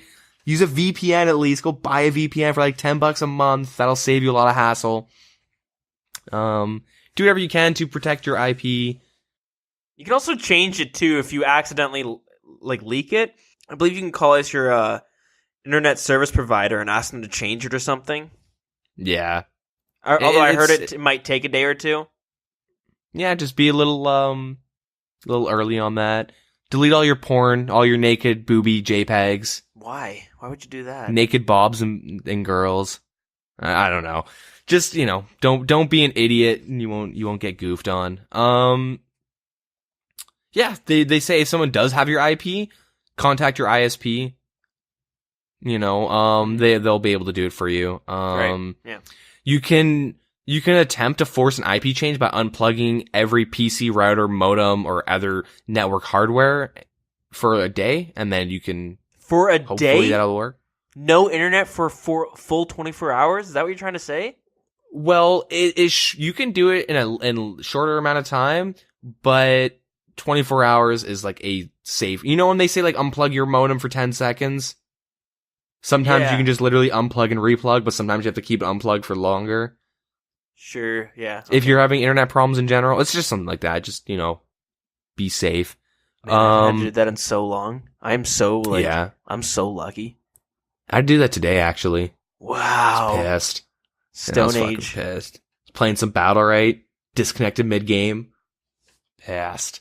Good thing I wasn't bursting, though. Or else this podcast would be in a completely negative... Fuck you, Jagex. Anyways. And we're doing the Deegan giveaway at the end of the show. Yeah, I'm quitting. I'm done. No, if you get DDoS and you disconnect any of that bamboozling, you get screwed over. Jagex just says it's your fault. They're not responsible for you. Yeah, so don't be an idiot. If it does happen though, send an email to tipoff@jagex.com, tipoff@jagex.com, jagex.com. Okay. At is shift 2, by the way. But never mind. That's a real email though. The way you said it sounds so like you're fooling, and that's legit. Yeah, call their Crime Stoppers hotline. tipoff@jagex.com. Give them your RuneScape name, the world that you disconnected from, the time and date, video evidence, any information, and your password and bank pin. Yeah. No, okay. You want to send everything to a separate email? Yeah. At the Wilderness Podcast? No. Yeah, just give them all the info you can. You can always record your dead man mode stuff and show that you're on TeamSpeak and your IP is right there on your screen. Yeah. I just get annoyed that clans still use TeamSpeak. Anyways, that is it for protecting game integrity. Yeah. Okay. Kind of went on for a little while, but bots, DDoSing, and Duel Arena, some hot stuff right there. It is. Welcome to the Wilderness Podcast 2.0, where our show's going for like 3 hours now, apparently. Yeah. Where I make jokes like inappropriate times. Try and confuse totally the derails listeners. the whole conversation. Yeah. Next thing you know, we're talking about mobile games. I don't know. Want to move on? Yeah. Let's just go on because we have a bunch to go through. Dragon Slayer 2 dev update, design competition, and changes. They decided not to do Dragon Slayer 2. They scrapped it out of spite from the PvP content. Yeah. They said if they're gonna bring it back, it'll be wilderness specific quest. Okay. Seriously, it's though, gonna be tied in with some PvP related questions. So it'll be like, do you want Dragon Slayer 2 and the Torvesta, or not Torvesta? Fuck me, or the Torva armor? Yeah. You can only click yeah. You're like, what? 40% damage upgrade to the Gmaul with, the new rewards. But, yeah, but in all seriousness, it's gonna come out on January the 4th. Nice. Yeah, so, that's pretty dope. Yeah, that's coming right up. Yeah. They're pretty much done it right now. Like, they're, obviously, if it's gonna be released January 4th, they're in, like, the finishing stages. They have a pie chart of total issues, and it's 126. Jeez. So they show you, like, what they're trying to fix. So now I say they're probably almost done. They're about halfway done. They have, like, they have 126 issues. 54 of them are open, and, 17 are in progress, all that stuff. It's kind of cool how they show, like, the progress of, like, all the errors and issues they find, and it's a cool way to see actually where they are along in the quest. Yeah, it's pretty cool. Yeah. They've already completed the first act, and they've had that done for a couple of weeks, and having a big section of the quest playable at this point is pretty helpful, and they can start doing internal feedback playtests and all that stuff. Cool. Yeah, and the various playtests have already resulted in improvements to the content, so that's pretty dope. Nice. I saw a tweet from Slayer Music saying he's getting flown out to Jagex to Is he really? give some input. Yeah, he says, I got a tweet from him from November 18th. I got invited to the sneak peek of Dragon Slayer 2 and Oldschool RuneScape Mobile. I'm super excited. It's a dream come true to visit the company. Smiley face. Nice. I thought you were kind of memeing for a second, but that's nice that they're actually taking someone who does all the good quest guides and stuff. I say good quest guides. There's other people that do quest guides, but he's the only one that like I actually can use. None of that. Yeah. Oh, forgot my axe. Now you're wasting 30 minutes too with me. These are pretty good. There's a few times, like when I was doing Taio, One-Eye, Bio, Trio, whatever, Majigga, some of it got updated, so I was like following his step by step. And then, like, for instance, I'm pretty sure I mentioned this because the Karambuanji, when he did the video, they didn't stack. And then when I did the quest, they stacked. So there's a bunch of things where it's like, you want to bank all your items. Boom, bank my items. And he's like, now fish 20 of these. And then I'd fish like whatever. And then there's a bunch of times where I just screwed myself because I became too dependent on just following his guide instead of actually doing it myself. So that's my own fault, though. It's like, I'll take a hit. You know what I mean? It makes it way easier. Mm-hmm. I'll take a little inconvenience. Yeah, the Taiwan boy trios. I hate that quest. Hi, and welcome to my guide. That's my very nice. This is a good impression.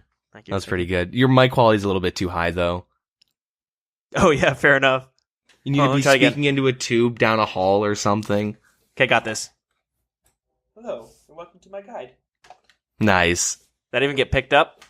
Barely. A little bit. Okay, perfect. They're, not just looking for internal feedback, all that stuff. It kind of ties into Slayer Music 1 being brought out. Mm-hmm. And they're going to bring in some of their top content creators as well. So like Bodhi, a friend, Wooks maybe. Maybe Wooks will find a way to like instantly finish the quest. Next thing, man, I swear to God, if we have to do the boss and it consists of like prayer flicking like a motherfucker, I'm going to be so mad. Like, there's going to be like 13 Jads, you got to prayer flick. And there's files for some reason in the corner. And you're like, okay, there's some bullshit here I'm supposed to be doing. Shit. The art, art development doesn't necessarily work in the same content at the same time. So with the boss Vorkath, they just are using a blue dragon for now. Nice. But the room at its finest. where they're fighting it is like snowy and stuff. So I don't know if that's a placeholder or what, but it does look pretty nice. Interesting. Yeah. Hey, it looks like an ice rink. Yeah. Get some hockey going on in there. Play some shinny. So they got like a lot of like the bigger pieces of the post quest content out of the way.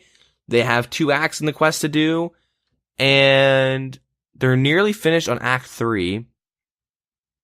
And so they're just kind of giving updates on where they are, all that jazz. I don't want to read everything because it really means nothing to us until it comes out. You know what I mean? Yeah, exactly. It's kind of just like they're like, we're actually working on this. I promise.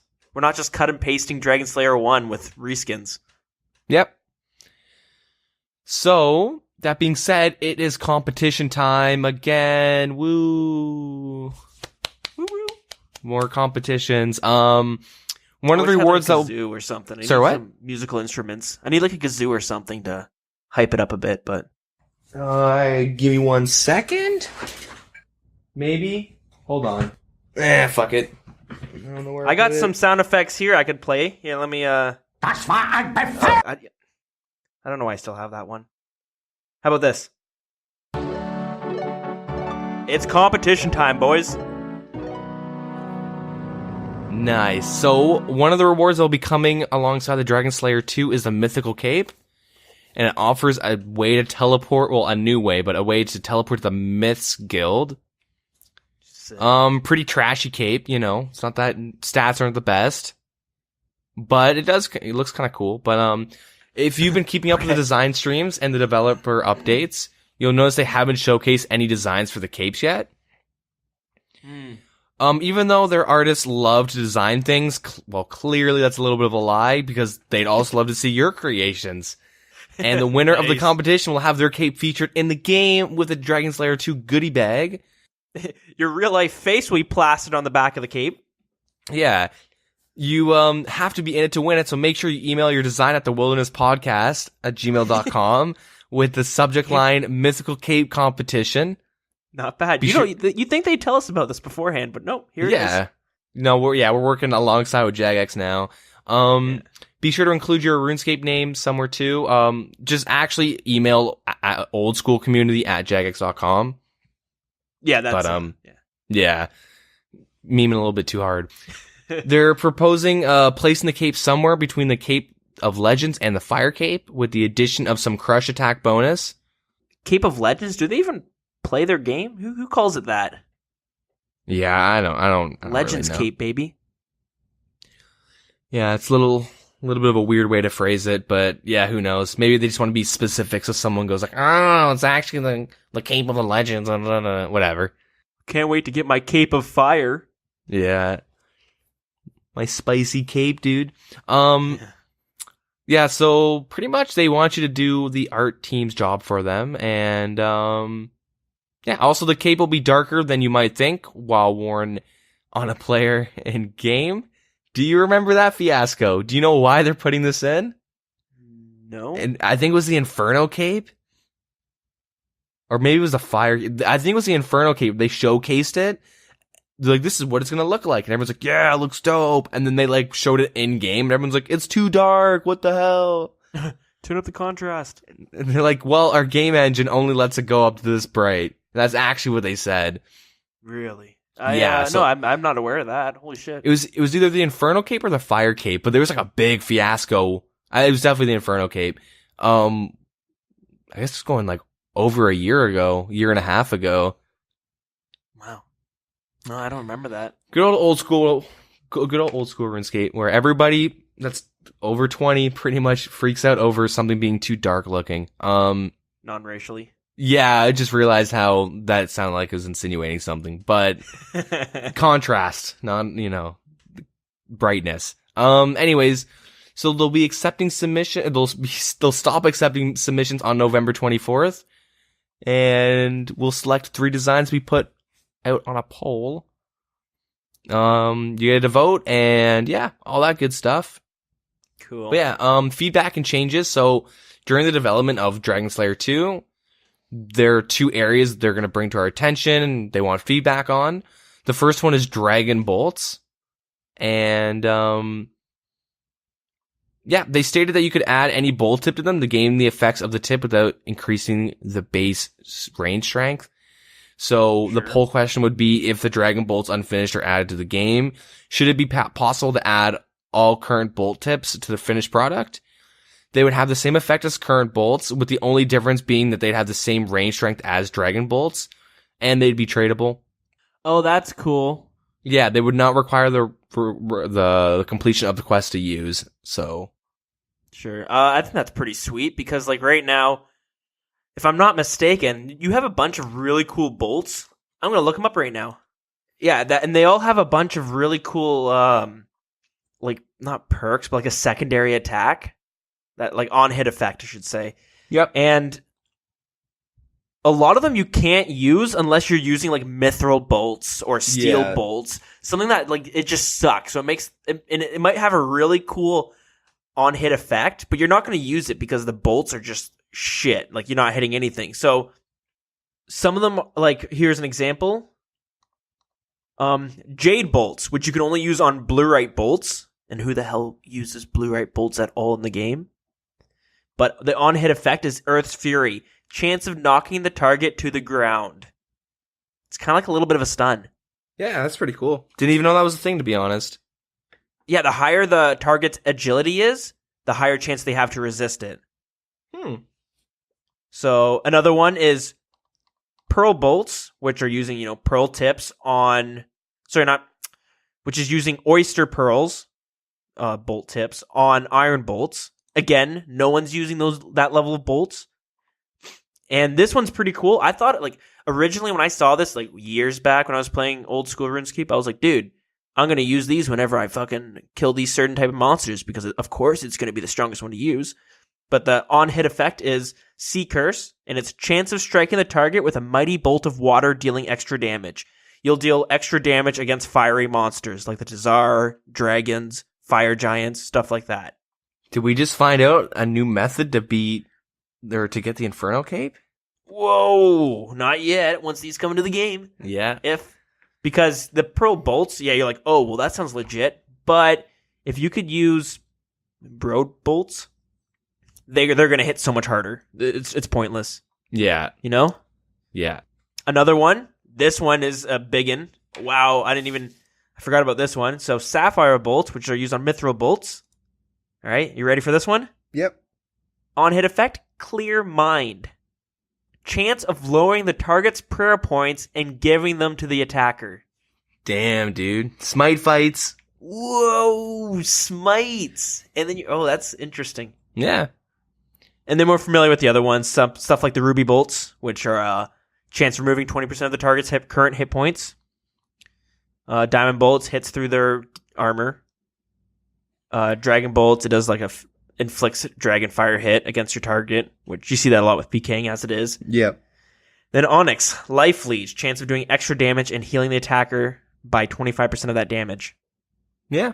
You know what? I'm just going to say the very first one because I didn't plan on reading all of them, but I basically did. Then you got one that lowers magic level if you hit them. There's Emerald that poisons, I think. Emerald poisons. One of them stuns. I don't know which one stuns, but... That was the first one I mentioned with Earth's Fury. It knocks them to the ground. Okay, yeah. You use that on Corp. If you're with the team, you can have someone stun the little bitch. Oh, yeah? Huh. Yeah. Interesting. Amethyst Bolts, they increase the range strength by plus 15. And they specify that Continuing. they have no special effect, and so adding them to the Dragon Bolts would have zero benefits, and, you know, their opinion could be swayed if the community chooses to complain about it enough. Yep, basically.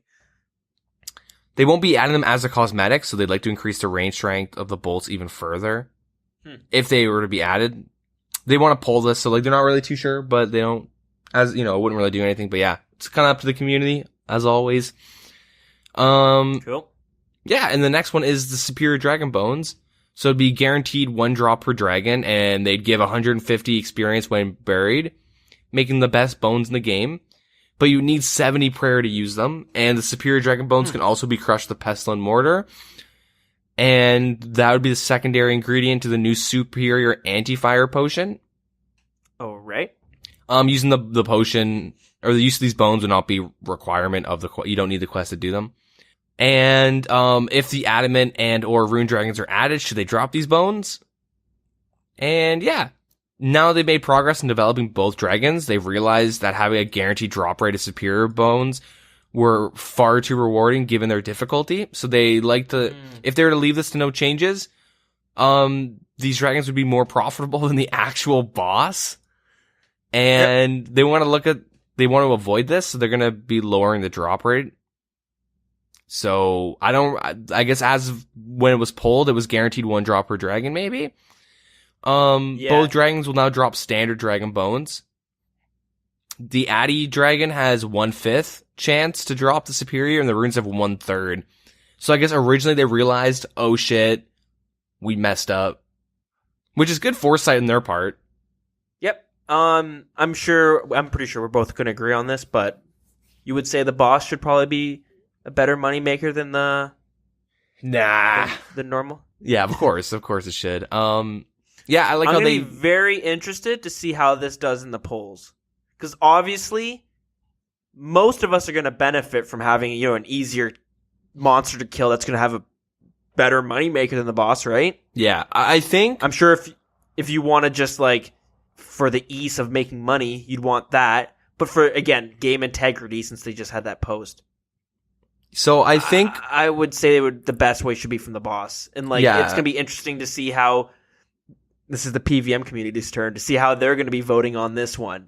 Well, if they choose for not to pass, that just seems... So for, I think they're re-polling these dragons again, because they were polled in the past. Yeah. And they're re-polling them, and if they pass, then it will just, they're not going to let the community have a say in the drop chance. You know what I mean? So the dragons pass, they go, oh no, we messed up. We want these bones we don't want this to be more profitable, so I think they're re-polling it, and then they're saying, if If you say no, then they're not going to be in the game. But if they are, then this is the chance of the superior bones of the dragons. Oh, okay. Sorry, I misheard that. Interesting. Because I don't think they're ever going to leave balancing changes to the community because not after Neve's Cave and NMZ and all that shit. Yeah, they learned. They burnt themselves a couple times on that. Fucking NMZ, god damn it. Anyways, so that was it for that, and then for this one they have. This is like what happened this week. This is like actual relevant, I guess. Does that make sense? This is like what happened. Changes into the game. Yeah, on the Thursday. Yeah, actual that you've probably already recognized. They've added the ability to buy 50. Okay. So, oh damn, you can buy 50 mine runes at a time. Bots can buy 50 death runes at a time. Yeah, I was just gonna say after that whole game integrity thing, this comes out, you're like, all right. I mean, I'm sure bots don't really care. They're gonna be buying like, you know what I mean? And this doesn't affect too much besides just how much they can actually buy. Mm-hmm. No one's saying they're clicking, right? Unless you're a Venezuelan, but yeah, but they're out at Green Dragons apparently. And Ents. Yeah, Serpentine Helm. It now gives a 50% chance to inflict venom when worn in conjunction with the poison inflicting weapon. So DDS, poison arrows and bolts, but not the emerald bolts, E special. Attacks that hit more than 0 will have a chance to trigger the effect and will only apply to NPCs. Yep. In addition to this, it will now give a 100% chance to inflict venom when worn in conjunction with venom-inflicting weapon, such as a toxic blowpipe. So if it's poison, it's 50. If it's a venom weapon, like a blowpipe, or that staff, the toxic staff of the undead or whatever, it'll be 100%. Attacks that hit more than 0 will trigger this only on NPCs. Nice. The pizzazz hat, or the pizzazz hat. Pizza Hat. Yeah, the pizza hats. The pizzazz hat, from the mage training arena will no longer wipe the player's points if you were to destroy it. Why would you destroy that thing? That thing looks retarded. I love it. Yeah, I have no idea, but people did, and they got mad. So, that's one more bank space to be freed up for those that aren't really willing to hold on to it, and rest in peace, pizzazz hats. You thought you were needed, but you weren't. Noise. The Aram Staff has long been remembered as the worst magic weapon in the game. And the staff is now one-handed and gives a 5% magic damage increase. Shit, does that make it better than the Master Wand? No, I don't think so. Better not. I'm gonna be pissed if it is. I think it's weird that it's one-handed. I know I'm nitpicking, but I feel like they should have kept it two-handed and maybe found some other ways to give it perks. Like, I know a lot of people are saying, well, like, yeah, but, you know, with the mage wand, like, every other staff and stuff is one-handed, which I was thinking, like, but it's a Barrows item. It's a Barrows item, and, like, it'd be cool to have the only two-handed mage staff, and you could still find ways to make it good. Mm-hmm. You know, and you got to pick and choose. Like, do I want this staff that's good for these reasons, but it's two-handed? Yeah, I agree. I was hoping that the one-handed didn't pass when it did, and I was like, whatever. It's not a big deal. It's me nitpicking, like I said. But, like, now you're gonna need to implement an Aram shield, you know? Full set. It's probably why they had two-hander weapons, so they didn't have to make offhands for everything. It's a slippery slope. It's only a matter of time until we see Tureg's hammers become one-handed. Yep. You can now get the left and the right hammer. Oh my god. Dual wielding. Yeah. Shit, we are S3 now. Yeah. That's pretty much it. That's it for the updates. Next up we have the Abbey Road Studio competition. Another competition, they can't be bothered to do their own stuff. No. RuneScape holds the Guinness World Record for the most original tracks of volumes, I guess, or music tracks. At the time is 1,202. Shit. On December 12th, we'll be at the Abbey Road Studio for an exclusive recording session, and you and a friend could be there. You and Dovidas could be there to enjoy every second, all expenses paid. But I don't want to go with Dovidas. No, it's you and just a buddy. but you could always bring a friend.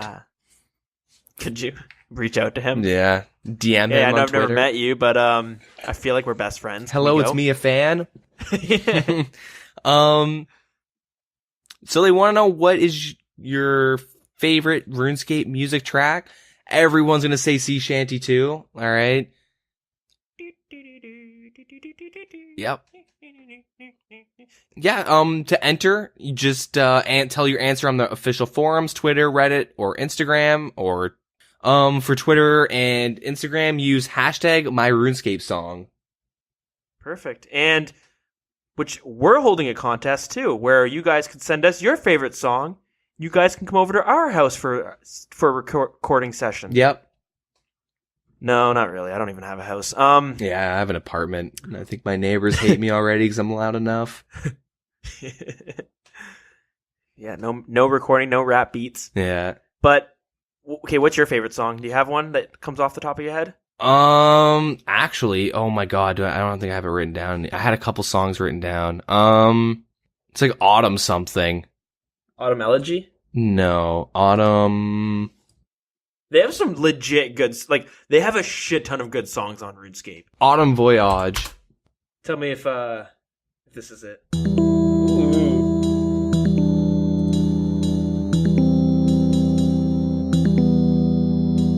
Is this it? Oh yeah. That's good. Oh yeah, dude. It's not bad. So that's the one. Where is that from? Do you know? What area? I have no idea. I can look it up, but I just it just brings me back to like being a little kid listening to the RuneScape music. I don't know why. I just imagine myself being like 8 or 9 playing RuneScape, listening to it. Yeah, back in the day when I used to play with all the sound effects on and stuff, I had some songs I would literally I'd turn the music on to manual and have a song on repeat. Yep. Tell me if you know what song this is. Yeah, there we go. Oh, it's so good. I have no idea. That's tight. I can barely remember where it's from. I always thought it was in the wilderness, but at the same time, I just when I hear this song, I'm picturing myself in Barbarian Village. So I don't know if it maybe moved around and stuff, but Yeah, I don't know. it's either by the Draenor Manor or it's in the wilderness at some point. But that's the soundtrack dark. Oh, nice. Yeah, I looked up Autumn Voyage, and it's near the cows in Lumbridge. So that makes sense. Oh, really? Okay. Yeah. Yeah, that's probably one of the first songs you hear. Yeah. But yeah, it's pretty cool. I like good. it. One of the more recent songs that I thought were pretty good is the Zulrah music. Yeah, not bad. This is pretty good. Like, there's sometimes I'm at Zulrah and I'll actually have this song playing just because I'm like, I thoroughly enjoy this. If I could put it on my Spotify playlist, I definitely would. Mm-hmm. Jam out to some old school beats. Yeah. It's good. Yeah, it's pretty quality. Yeah. They do good music. If you guys actually have a favorite song, I'm kind of be down to know what it is. You can always let us know. Yeah, maybe we'll throw it at the end of the podcast too, because I have a bunch of them downloaded from. I don't even know how I fucking got this, but I always throw one at the end of it, just kind of go down the list, Yep. Oh, last one. I don't know. Oh God, this was from the Gargoyle boss. I don't know if you had a chance to do the boss and listen to the actual music, but I thought it was pretty good.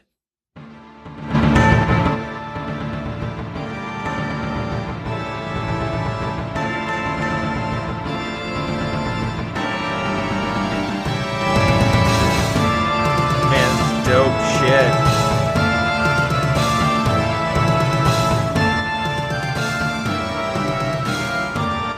Yeah? What do you think? Pretty intense. Like the production quality. I guess there's a lot more instruments, I guess. Is that the right? Some more sounds, I guess. Because I guess it's the newer, obviously, but yeah, I like it. You can tell a lot more effort went into it. Yeah, so that was from a channel called the RuneScape Reorchestra. So they might have kind of made a more high quality version of it. Oh, truth. I was gonna say like that's Yeah, I was listening to that. I'm like, this doesn't. It sounds great, but like it doesn't fit with the other songs we listen to. yeah. Which are like the like 8-bit music almost. Mm-hmm. Anyways, sorry, enough of that. That's a trip down memory lane, I suppose, except for those last two. Yeah. Yeah, we'll move on to the OSRS mobile and update. So pretty much it's coming out in January 2018. Nice. Yeah. That's pretty much it. They have some pictures of people playing mobile, like one guy's like on a boat for some reason. Okay. Playing, where is he in game? I think he's in Lumbridge. Yeah. Looks like Lumbridge near like the wheat fields. I don't know. Yeah. Yeah, it's good. Let me zoom in on this. This makes for some good podcast content. Okay, Buddy's wearing a rune skirt, Slayer helmet, Abba's accumulator. Is that a anti-dragonfire shield? What is this noob wearing? Why is he in Lumbridge? He's got a cow task. I feel like I'm in Lumbridge. It's good. But yeah, coming out in January. Yeah. Some J-mods are going to be having some 1v1 battles on mobile. So keep your eyes peeled for that. Yeah. Oh, one thing that I think is kind of interesting, they're going to be telling you how much storage it's going to use and the average data used per hour. Yeah, and battery life and stuff like that. So those are the big ones. Yeah, it'll be pretty good. Won't be surprised if it gets pushed past January, but we'll have to see. Yeah, they might have Dragon Slayer 2 come out and then mobile, or maybe mobile. I don't know. Depends what gets people more into it. You got to beat Dragon Slayer in order to do play on mobile. Yeah. The bots, dude. Bot prevention. Nice. But yeah, that is it for all the updates. Cool. Okay, so I guess we can move on to my little section where the things that I've seen going on in the community this week. So, on the topic of the Aram staff, I know I think you brought it up, but there was a Redditor who would post about how many Aram staffs he had. Yep. Right? Which was like 82,000 or something like that. Yeah. And then this change happened, and then he made a post saying like, "Okay, I was fooling," and it was a GIF of him kind of erasing the Aram's note, and it showed bronze daggers, and he's like, "Okay, it's actually bronze daggers that I had." But he actually made a post saying, "My loot from 7 months of shit posting on Reddit." So he talks about 2 years ago, he was getting tired of the game, and he was playing less and less, and he was pretty much going to quit, and he had about 500 mil sitting in his bank, and you know, most people who quit the game tend to come back to RuneScape at some point. Mm-hmm. So he decided to do something with his money instead of letting it sit there. And he says he noticed that the Aram staff were at their alk price. And basically by putting a lot of money and spending all the 500 mil into Aram staffs, you're not really going to lose anything if they don't go up. Because they'll never go down below alk price. You can always just alch them for your 500 mil back for whatever reason. Yeah. Right? So, yeah, he says he spent about all of his money and bought a bunch of Aram staffs. And then he decided to have some fun while he wasn't really playing RuneScape. And he started making some Reddit memes or pictures. Is every joke a meme these days? Is that what we're going with? If it's picture-based, yeah, it's probably just a meme. Okay, well, anyways, he made a post being like, here are 230 magic weapons that are better than the Aram staff. And it was basically showing like almost every weapon in the game and saying like if you pair it with any good shield or like the Arcane Spirit shield gives you plus 20 magic, it'll be better than the Aram staff. Right? Mm-hmm. And as long as your weapon, your main hand weapon isn't negative in magic, then, or at least not too negative, it'll be better than the Aram staff. So yeah, they does that, and it gets pretty popular. I think it makes like the front page at the time, and you know people make some jokes and stuff like that. And then people started talking about maybe giving the staff a buff. And that's when it got mentioned last April on the QA stream about should we buff the staff? Maybe. And they started talking about it. And he says here, this is when he started getting the idea, like, this might actually happen. And if you've paid attention to the Q&As, there have been a bunch of decent ideas, or ideas that were pretty well received, that eventually over time just kind of fade away because they answer like 10 questions or 20 questions every Q&A, and it's easy for you just to forget something, you know what I mean? Mm-hmm. So he says here that he didn't want that to happen with the Aram staff. So instead of just letting it fade away after that, he started making a bunch of pictures about, kind of memeing on the Aram staff and how bad it is. So he has one of those ones where it's like, he has a few pictures, just, I'm not going to even explain it, but let's see. So he starts making these pictures that are like kind of joking on the fact of how terrible the Aram staff is. One of them is a picture, it's called Aram's New Best Friend, and it was a picture of the Aram's ghost from Barrows, and he's holding a bronze dagger and a spirit shield, and he's stepping on his staff. Okay? Mm-hmm. Basically, he was just trying to keep the idea alive by constantly having these memes or posts, these jokes pop up to the front page every so often to kind of keep it to kind of keep it fresh in people's minds. Well, you know how much the subreddit loves shit like that, right? Just like memes and whatnot, right? Yeah. And then, anyways, so fast forward to like a couple weeks ago, whenever it was passing, or when it was confirmed that it was going to pass, and he said, okay, I don't actually have 83,000 Aram staffs. They're actually bronze daggers. But he actually did have a lot of Aram staff, and he didn't actually copy a bronze dagger onto the note, but instead he just added an 8 to the end of the 83,000. So really he has 8.3 thousand. Mm. And so anyways, they jumped about 300k each, and he sold them, so he paid about 500 mil for them, and he left with 1.8 bill afterwards. Jesus. He's kind of afterthoughts on it. He just wanted to, like, I guess, be up in front about it, but he says, like, people shouldn't be afraid. Like, you see a lot of ideas get pitched that get shot down because someone's afraid of someone else merching that item. Yeah.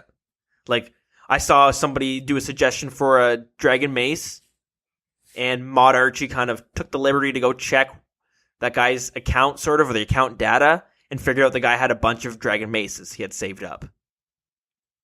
The idea wasn't that good anyways, but anyway, what he's trying to say, though, is, like, people shouldn't be afraid of other people merching these items. Because we'll use the Aram's example, for instance. If people weren't stocking up on them to hopefully merch them in the future, people would probably just be alking them or selling them to Karamja shop, where they would just disappear from the game. And suddenly when this change happened, they might have went up to a lot more than just 300k. So it's not necessarily a bad thing to have people stockpiling them. Mm-hmm. But basically what he was saying is, like, we shouldn't be, like, thinking of updates on whether or not someone who's merching this item is going to get a benefit from it to an extent. And it should be more valued on their merits, or, like, how well the actual update is. Anyways, I just thought it was pretty interesting when I saw that. I wanted to bring it up because I know you mentioned it in the past about, the hoarding of different, like, Aram staffs and stuff like that. Yeah. So it's kind of interesting. Yeah, that's about it for that actual part. Another thing I had seen is they released the current pet count in the game. I'm going to ask you, what do you think is the most popular pet in the game? What do you think is the least popular pet? Least popular is Penance Pet. Most popular I would guess would be Cave Kraken or Zalra. Okay. So the most popular pet is actually the Heron. Oh shit! Really? Yeah. With currently there's 28.5 thousand of those in the game. Damn. Second most popular is the Beaver. Really? 25.2 thousand. Damn. Third is the Kraken with 23,000, and then it goes the Rock Golem at 17,000, and then the Snakeling at 17,000, but just a little bit under. Anyways, and the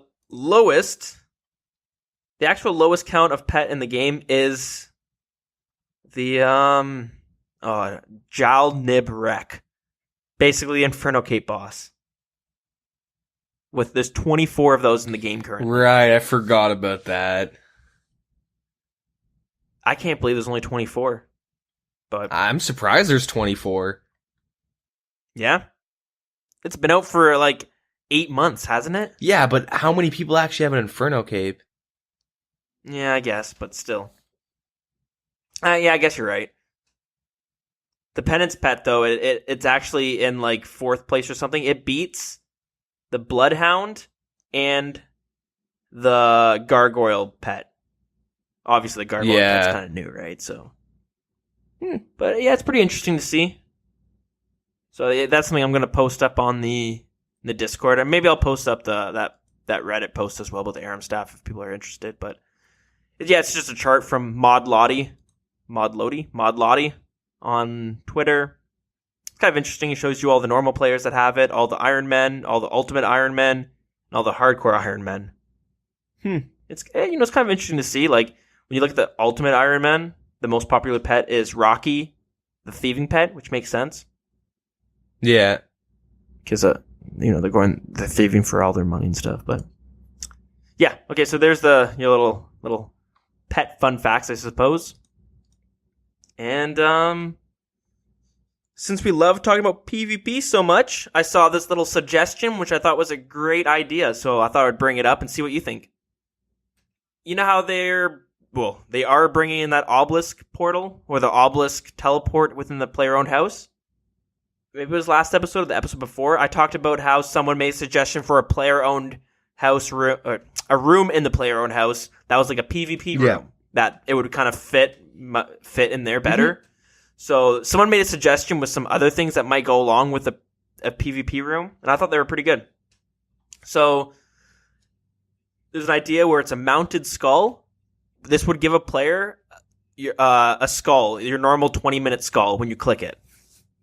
Because you can currently get one from one of the people at Edgefill. He can give you a skull for free. Yeah. But now you can get one in your player-owned house. Another one's called the decantation table.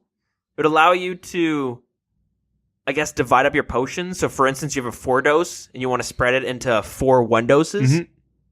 Or whatever. You could split them up without having to manually click different files. You could do this on this table in your player-owned house.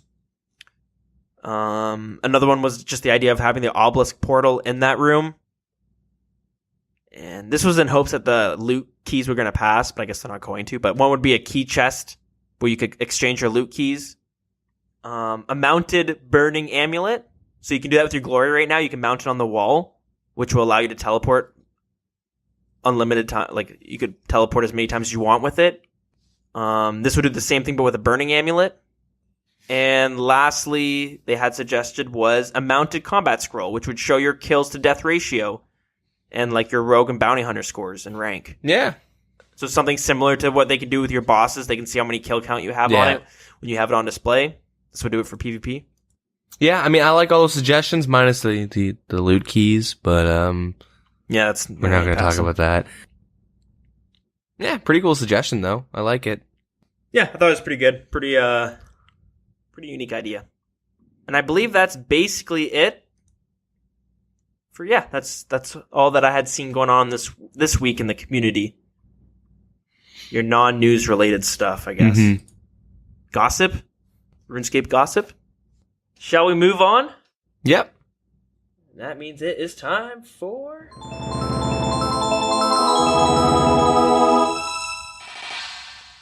It is our quick minute of lore. We still haven't decided a name on that. I don't think we ever will. No, it'll just change it every week until it works out. Perfect. So, last week we talked about Zamorak. And continuing on with the theme of gods, we're going to move on to the god bandos. So this one's going to be a bit shorter because not as much info as the other bigger gods, but I'm sure that's understandable. So Bandos, also known as the god of war or the big high war god, he is highly aggressive and violent and values things such as loyalty and glory in battle. he doesn't seem to value his followers too much, in the sense that he fights solely for the sake of battle and doesn't really care if his army gets wiped out in the process. Many of his followers obey him out of fear, whether they agree with him or not. Bandos has 4 commandments that he likes to live by, and he wants his followers to live by. These are: never run from battle, never show mercy, never doubt the god of war, and never make your own plans. So basically, always follow his plans. Always obey what his plans. Bandos arrived on a Gielinor during the start of the God Wars, which takes place in the Third Age. And with him, he brings several different races to fight for him. Some of these races are ogres, orcs, goblins, and orgs. Until recently, Bandos was almost completely forgotten by the humans of Gielinor due to his disappearance after the God Wars. But there are still a lot of his followers that remain in the world and still worship him to this date. The goblins referred to Bandos as the Sky Goblin, even though he's not actually a goblin. But fun fact, the cave goblins, which are descendants of the goblins that live underground, they deserted there during the God Wars, and they did that to escape punishment by Bandos. So they aren't really the type that worship him too much. And during the God Wars, Bandos banished the race the Dorgashun, which are the type of cave goblins that live underneath Lumbridge. And in doing this causes them to erupt in a civil war. And once the battle ends, the city Dorgish Khan is found, which is where they currently reside. I believe that's it this week for Bandos. You know, that's a hard one to find information about. You know, I'm scouring the internets, and it gets tough sometimes. Yeah. So I've thought about even making a new account and going through all the quests and trying to pay more attention, reading all the books and scripts that they give you, and actually paying attention to most of the dialogue. But that's for the future. And anyways, next week we will continue on with the gods of RuneScape. Yeah. Okay. That being said, should we do that thing we do where we tell people how they can get in contact with us before we finish up the show? I think it's time. All right. I do too. So, guys, if you want to get in contact, ask us questions, tell us stories, give us feedback, whatever it is, you can do that in a number of different ways. Our Twitter is @TheWildernessRS. Our Facebook is facebook.com/TheWildernessPodcast. Our email is TheWildernessPodcast@gmail.com. Our in-game clan chat is WildCC. Should really be saying that first, eh? Whatever. And we also have a Discord as well. And if that's something you want to join, we will get a link out to you. Oh, we have it posted on Facebook as well. I think I should pin it up on Twitter. Yeah, it might be a good idea. We also have a YouTube channel, which is where we post all of our podcasts on there as well. So you can find that just by searching the Wilderness Podcast. I think eventually I might cut out some of the lower parts and just throw them up there as their own little playlist, because there's not the most content on YouTube about old school RuneScape lore. So, I don't know. Maybe some people would enjoy just that in itself. I don't know. Who knows? And I think that's it. Got anything going on next week? School. That's about Schoolio. it. Nice. Yeah, nothing too interesting. I feel that. I'm probably going to be at another Airbnb for the next podcast. Oh, God, kill me. Nice. When are you getting into your place? So the planned date is December 1st. All right, it's not bad. It's close. Yeah, it's the house is getting renovated, and just got to deal with shitty trades. Not shitty trades, but stupid issues with trades. Yep. And kind of, it's like it all works in like a process, right? So let's say you got to get drywall on all the walls. I'm just going to use that as an example. But you got to get it insulated first. So then you have a date for the insulator. He takes 1 day. Then you need, like, let's say 3 days for the drywall guys. And then you have the painters coming the next day. So let's say the insulator doesn't show up on his day. And he just comes 2 days later. The drywall guy comes, like, right after the insulator, and then he's like, what the fuck? These aren't insulated yet. Yeah. So then you have to push him back, and then the insulator comes. Then you call the drywall guys back, and they're like, hey, we're pretty busy for the next week, so we're going to have to take another week before we can get there. So then you got to push back the painters. You know what I mean? It all just gets pushed back. Yeah. Next thing you know, it's fucking... But December 1st is the planned date. I'm pretty pumped. There's hopefully I'm going to be able to have a room like in the basement or something that I could just use as like the podcast recording studio. Mm-hmm. I'll put a little red light on the other side of the door so that people can know when I'm recording. Yeah. Yeah, that's about it. Shall we skedaddle? Yeah, I think it's time. All right. Thanks, guys, for listening. Tune in next week as always. Yeah, have a good one. Toodles.